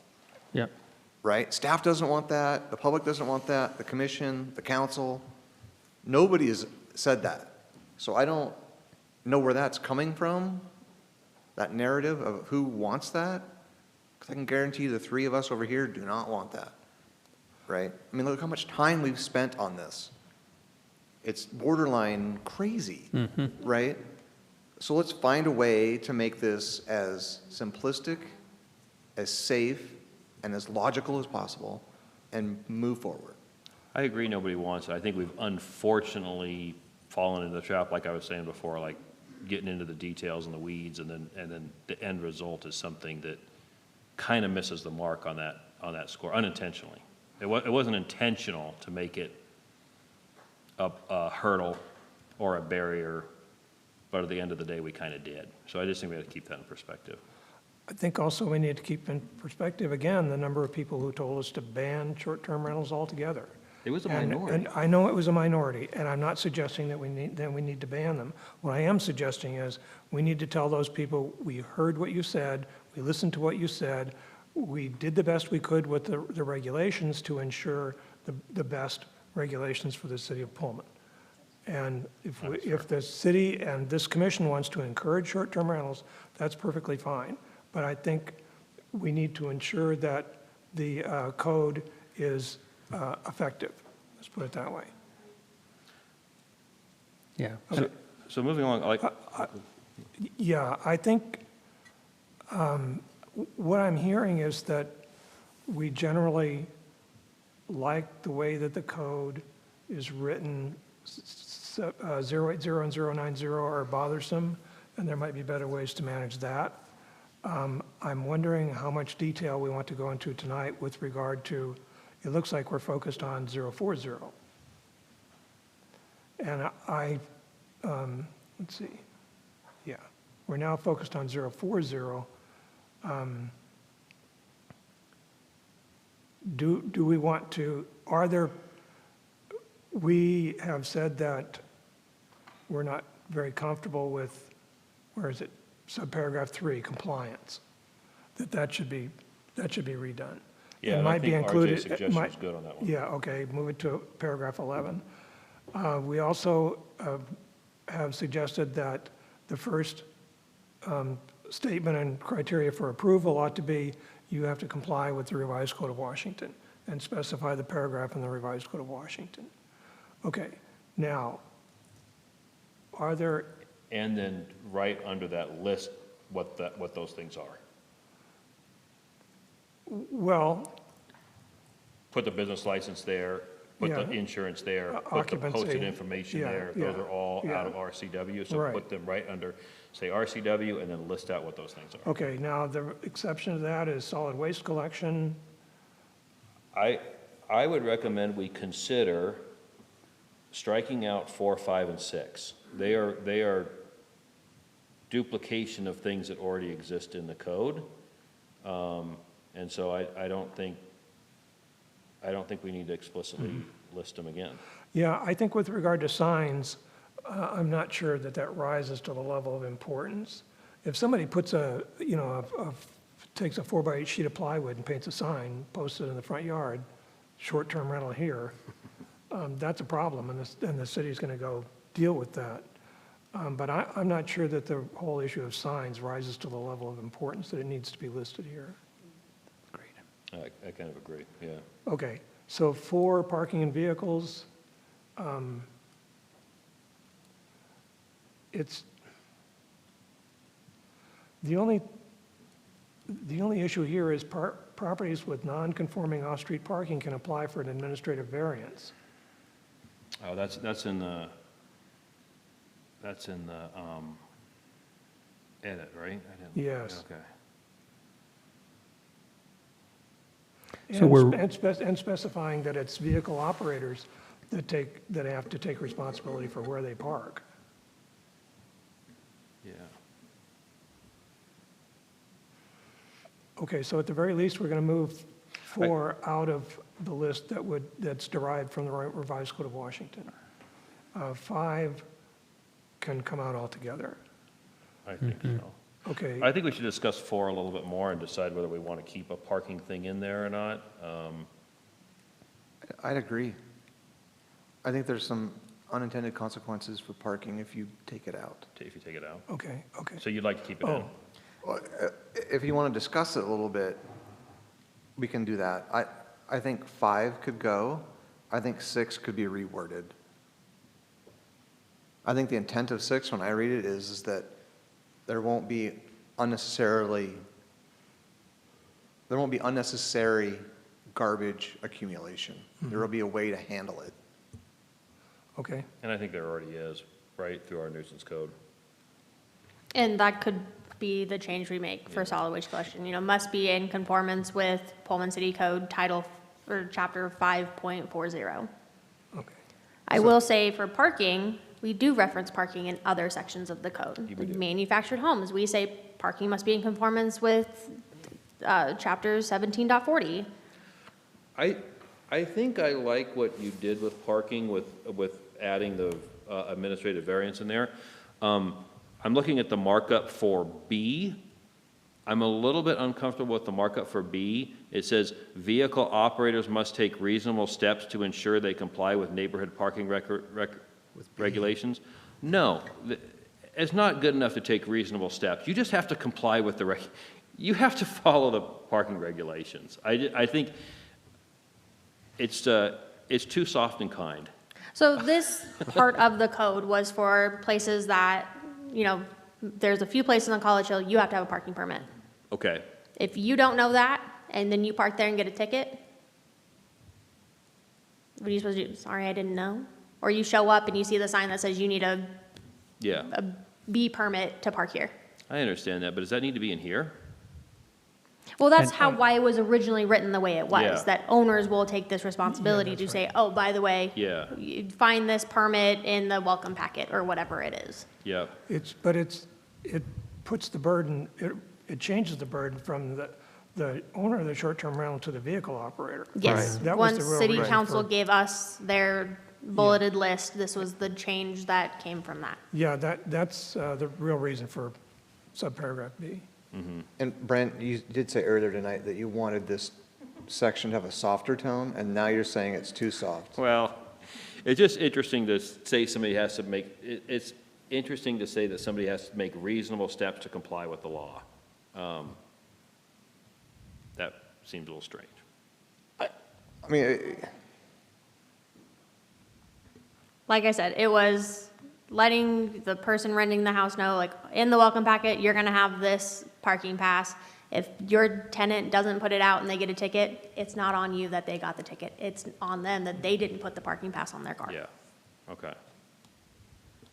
Is it reasonable, though, that the operators aren't going to read this, so we have to convey this message through some mechanism? Could be the owner, but certainly somebody renting an Airbnb here or renting a short-term rental isn't going to read this. So the method of conveyance has to be some other mechanism. It can't be this, because if it is, the vehicle owner's never going to read this. isn't it intuitive that if you own a vehicle and you're responsible for where you park it? Yeah, that's why I wonder why it's in here, right? I mean, can I be go up to taken out. WSU and worry all the time about where I'm going to park, right? I know when, it's downtown Spokane, it raises my anxiety level to park in downtown Spokane. I have no clue. Meters don't work, hours, days, so I would agree, RJ, if you drive a car and you're in an area and you don't know that parking needs to be considered in front of a fire hydrant, is it allowed or not? Yeah. Well, if you don't know, park there for a while and then you'll learn real quick. But I see this as a benefit for the short-term rental operator, because it takes the burden or the onus to explain such things. So you're thinking the short-term rental owner wouldn't have thought ahead of time that he needs to direct, if parking is maybe not common knowledge, that he needs to explain to the guest where they can park? Put that on your listing. Say that in this neighborhood, you can't park on the street without a permit. Please park in the driveway. Yeah, I agree. I just think that probably, that will be taken care of by the guy who's renting his place, right? It's just to think that, like in my neighborhood, parking's not an issue, right? There's lots of spots on the street and they're all open for people, so I wouldn't need to tell anybody. But in situations where parking is quite unique, I just can't imagine an operator saying, they'll figure it out. And if they don't, they'll get a ticket, and then the next time they'll figure it out. It just seems like it. I think with B, I think when I read the markup to B, I think the original language was better, or I think B is just unnecessary because it's a given. So I'm not thrilled with the markup. I would either go back to the original or or I would think it falls into that category of unnecessary, and therefore it's extra words, and therefore it's a burden. As I said, the reason for the change was to remove the burden from the short-term rental owner to the vehicle operator. But the vehicle operator is never going to read this. That's right. That's right. And it wasn't a huge burden on the owner. It was just, we just said the owner has to take reasonable steps to, maybe instead of insure, to inform their guests of neighborhood parking regulations or something. I don't know. We were trying to have an adverse, neighborhoods have parking regulations to not have an adverse impact on the neighborhood. That's why they put in special permits. So we're just trying to make sure, hey, you got all these crazy permits on College Hill. Let's make sure that the people staying in STRs know about them so that they're not a nuisance to the neighborhood. I go either way.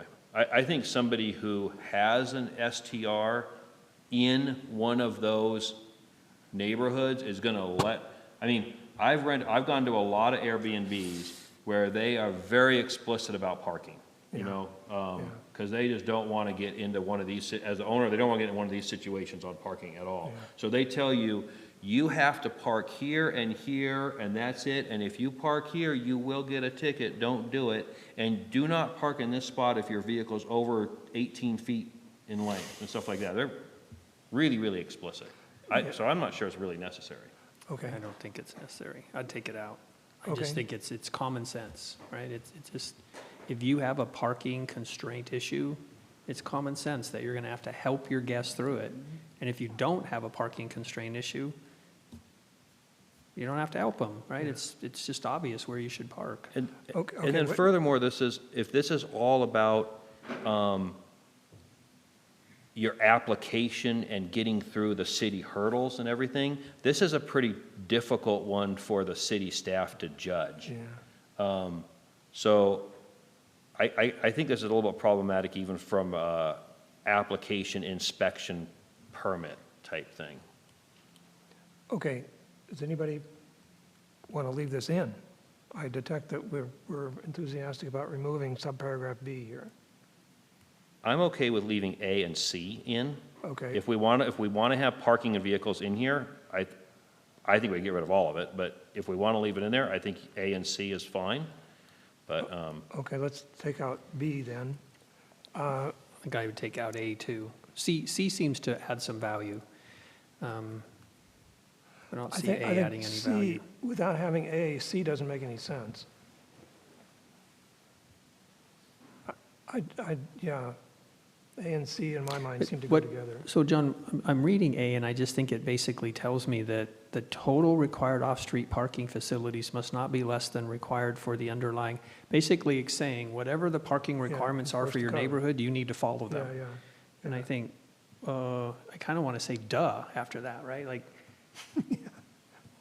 so I have to follow the parking regulations in my neighborhood. Yeah. So that is how many parking spots we require. And like I said, we reference that in other portions of the code. In 17105, we have, manufactured home parks. Your parking must comply with our parking requirements. PRDs, where your required parking is the same as the type of units you're providing per the use chart. All right, so it's more of a memory jogger thing, like if you haven't thought about parking, you need to think about parking.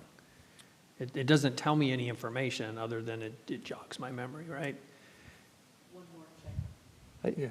But we need to keep in mind the audience is different here. For most of chapter 17, it's being reviewed and used by developers, contractors, people who live in the code and read the code. 17109 is going to be used by my mom to rent out her, it's the one and only one code section she's ever going to read. And it's a different audience, and I think we should keep that in mind. And so when you put things in like the underlying residential use, my mom says, huh, what? It didn't add any value. I don't think she was ever confused about what the parking requirements were at her house because she's lived in that house for 23 years, right? I don't know. It feels a little unnecessary. If we're putting stuff in the code so that staff has tools, well, they already have it because it's already in the code. So, I don't know. If we're putting in there to help people, then it has to be something that's going to help, and when I read that, it doesn't really help. Okay. Does the staff have a judgment at this point? A recommendation? No, if we're going to do it here, we should do it through the rest of the code. So anywhere else that we reference parking that isn't our parking standards should be taken out. I think Brent's point is well taken, though, that this is a different audience. And this is a different audience. So we need to tell contractors where to go to look for parking, but not the regular. No. The community member?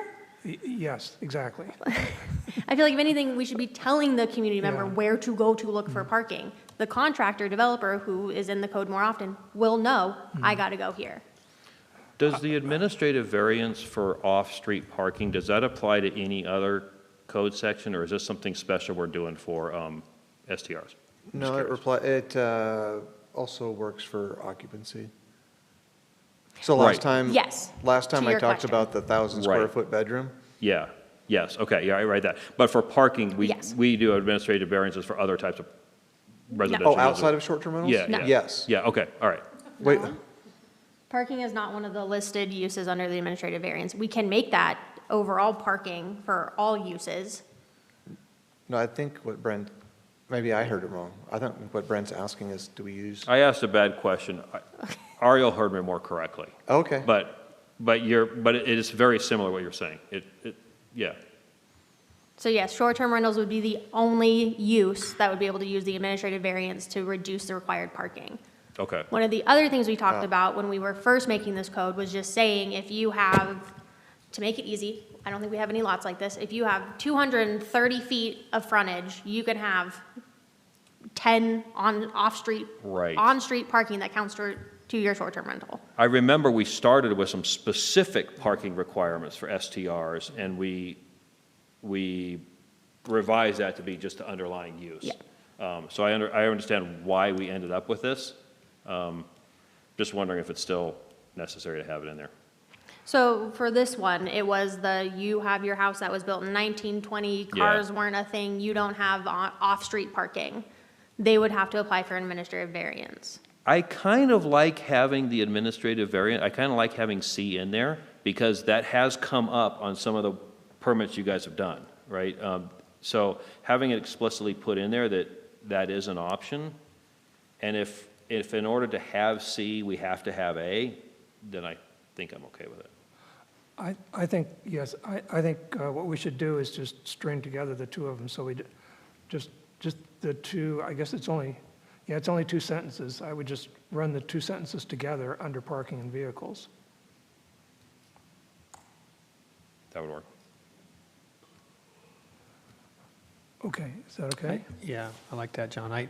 When I read it, Ariel, I'm left thinking, what is the requirement for off-street parking, right? It doesn't tell me, so I've got to go search somewhere else anyway. I wait. You what? I'm going to reword it. Yeah, okay. Okay. As I sense, we're done with parking and vehicles. And if that's the case, I think we're done for the night. I was going to agree, yeah. Okay? So what I anticipate 6 days from today,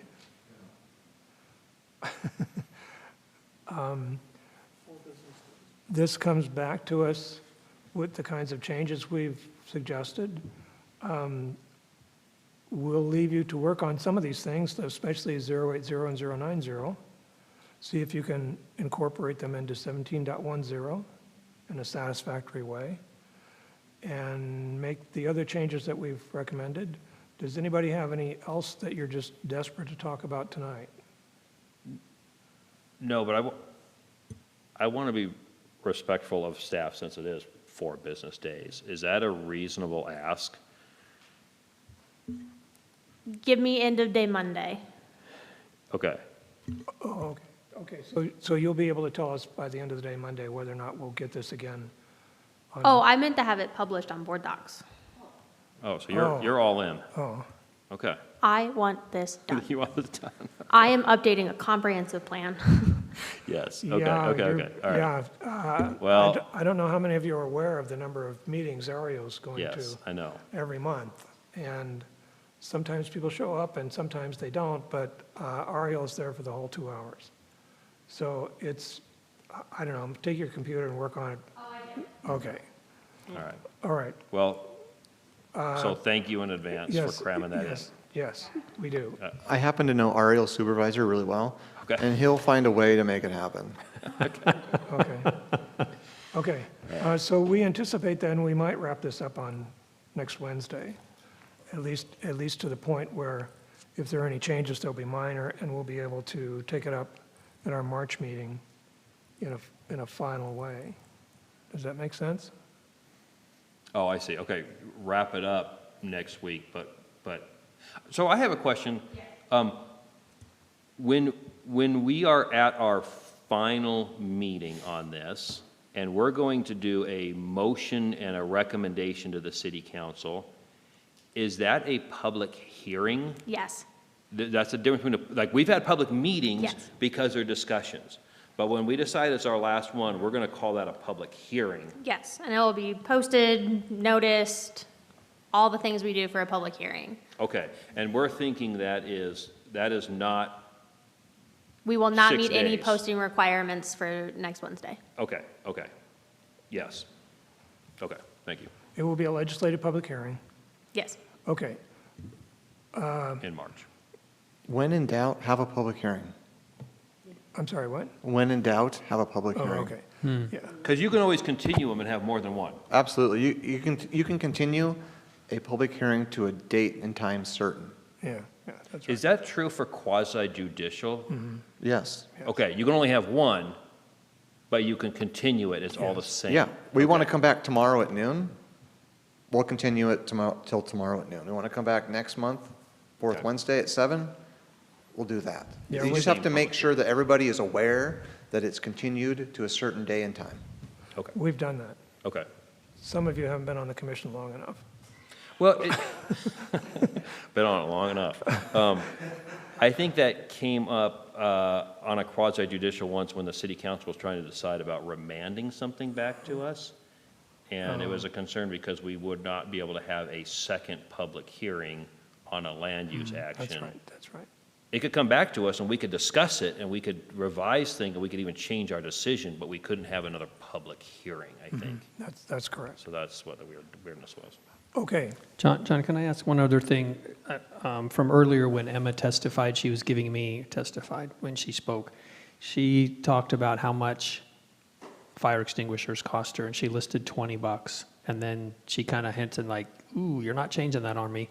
I went out and looked at what we're calling out. You can't buy that for $20, no matter who you get it from, right? You're into a $60 at least fire extinguisher now. So I feel like we are changing it on her. She outfitted 3 houses with what she thought worked, and we're saying those don't work.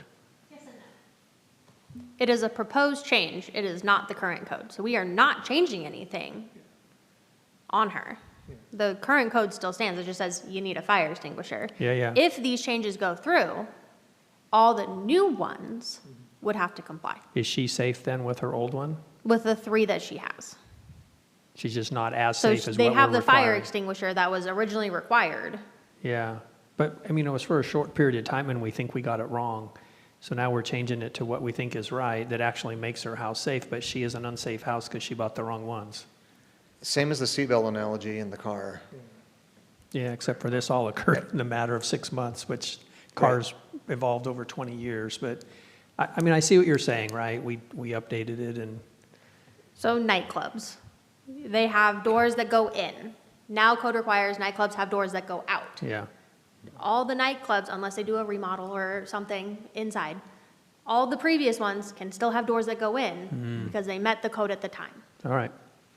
The renewal affidavit for Yes. every year, is it that you are still in compliance with what you were 9 years ago, or is it With the that you're in original compliance? inspection done.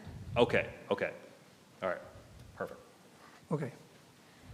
You can go above and beyond, but you're consistent with what was originally required and inspected. Okay, I haven't seen the affidavit, so I didn't know if it was that you're consistent with the current code, but it's specifically consistent with when you were inspected. Right, because then that would be completely unfair to a short-term rental operator if we change things 4, 5, 6 years from now and they're Right. trying to scramble to keep up. Makes total sense. I just hadn't considered it. I'd never thought about what that affidavit was, what you're saying. I just assumed the affidavit was that you were consistent with the code, but now I can see where it'd be problems. Yeah, all right, you guys got it. On the other hand, if you own a nightclub and you have doors that open in, you're an idiot. Yeah.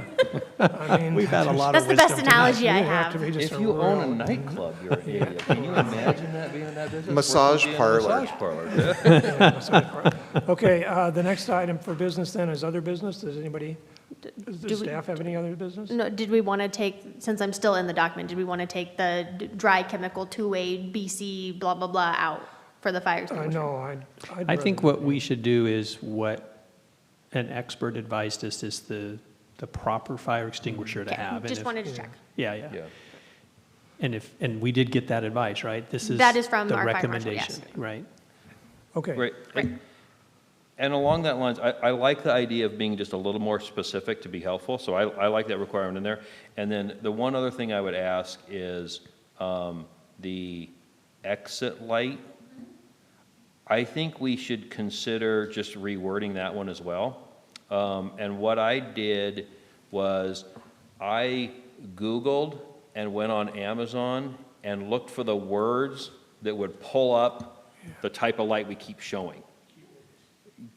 Because if we use the words that are in here, you get a very, very different light, right? And now that we kind of know what's required, if we can get somebody to read this, the first thing they're going to do, well, Doug even talked about, the first thing they're going to do is they're going to take the words and they're going to plug it in. So if we could just tweak words like that to make it more, that would be awesome. So the one that I kind of send people when they have questions about it, it's one that Walmart has. They call it what is it? A power failure night light.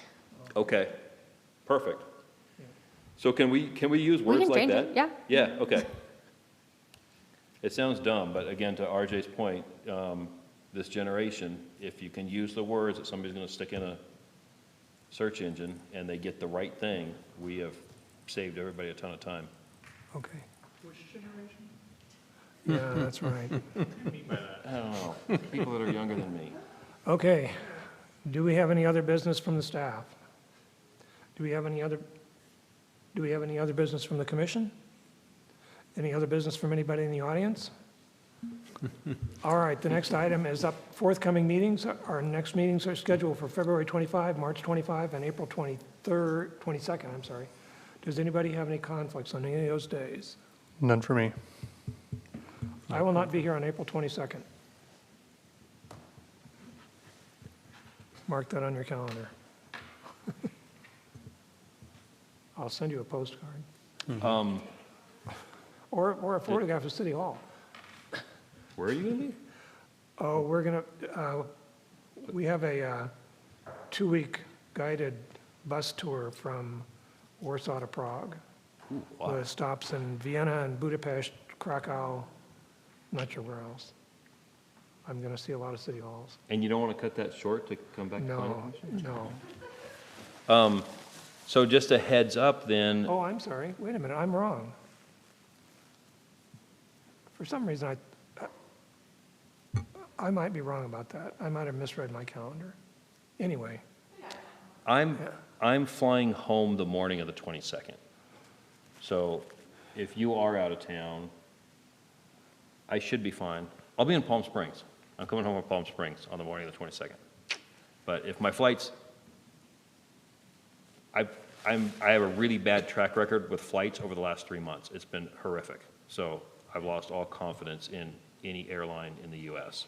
So Are you going down there for the massage parlor? I am. I'm glad you asked that. Yes.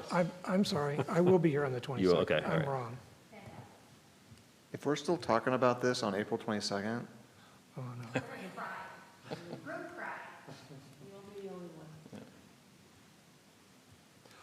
Okay, that concludes our business. Yes, concludes our business. Do we have a motion to adjourn? Motion to adjourn? Okay, we have a motion from Joe to adjourn. A second from Lorena. I detect consensus. We're adjourned.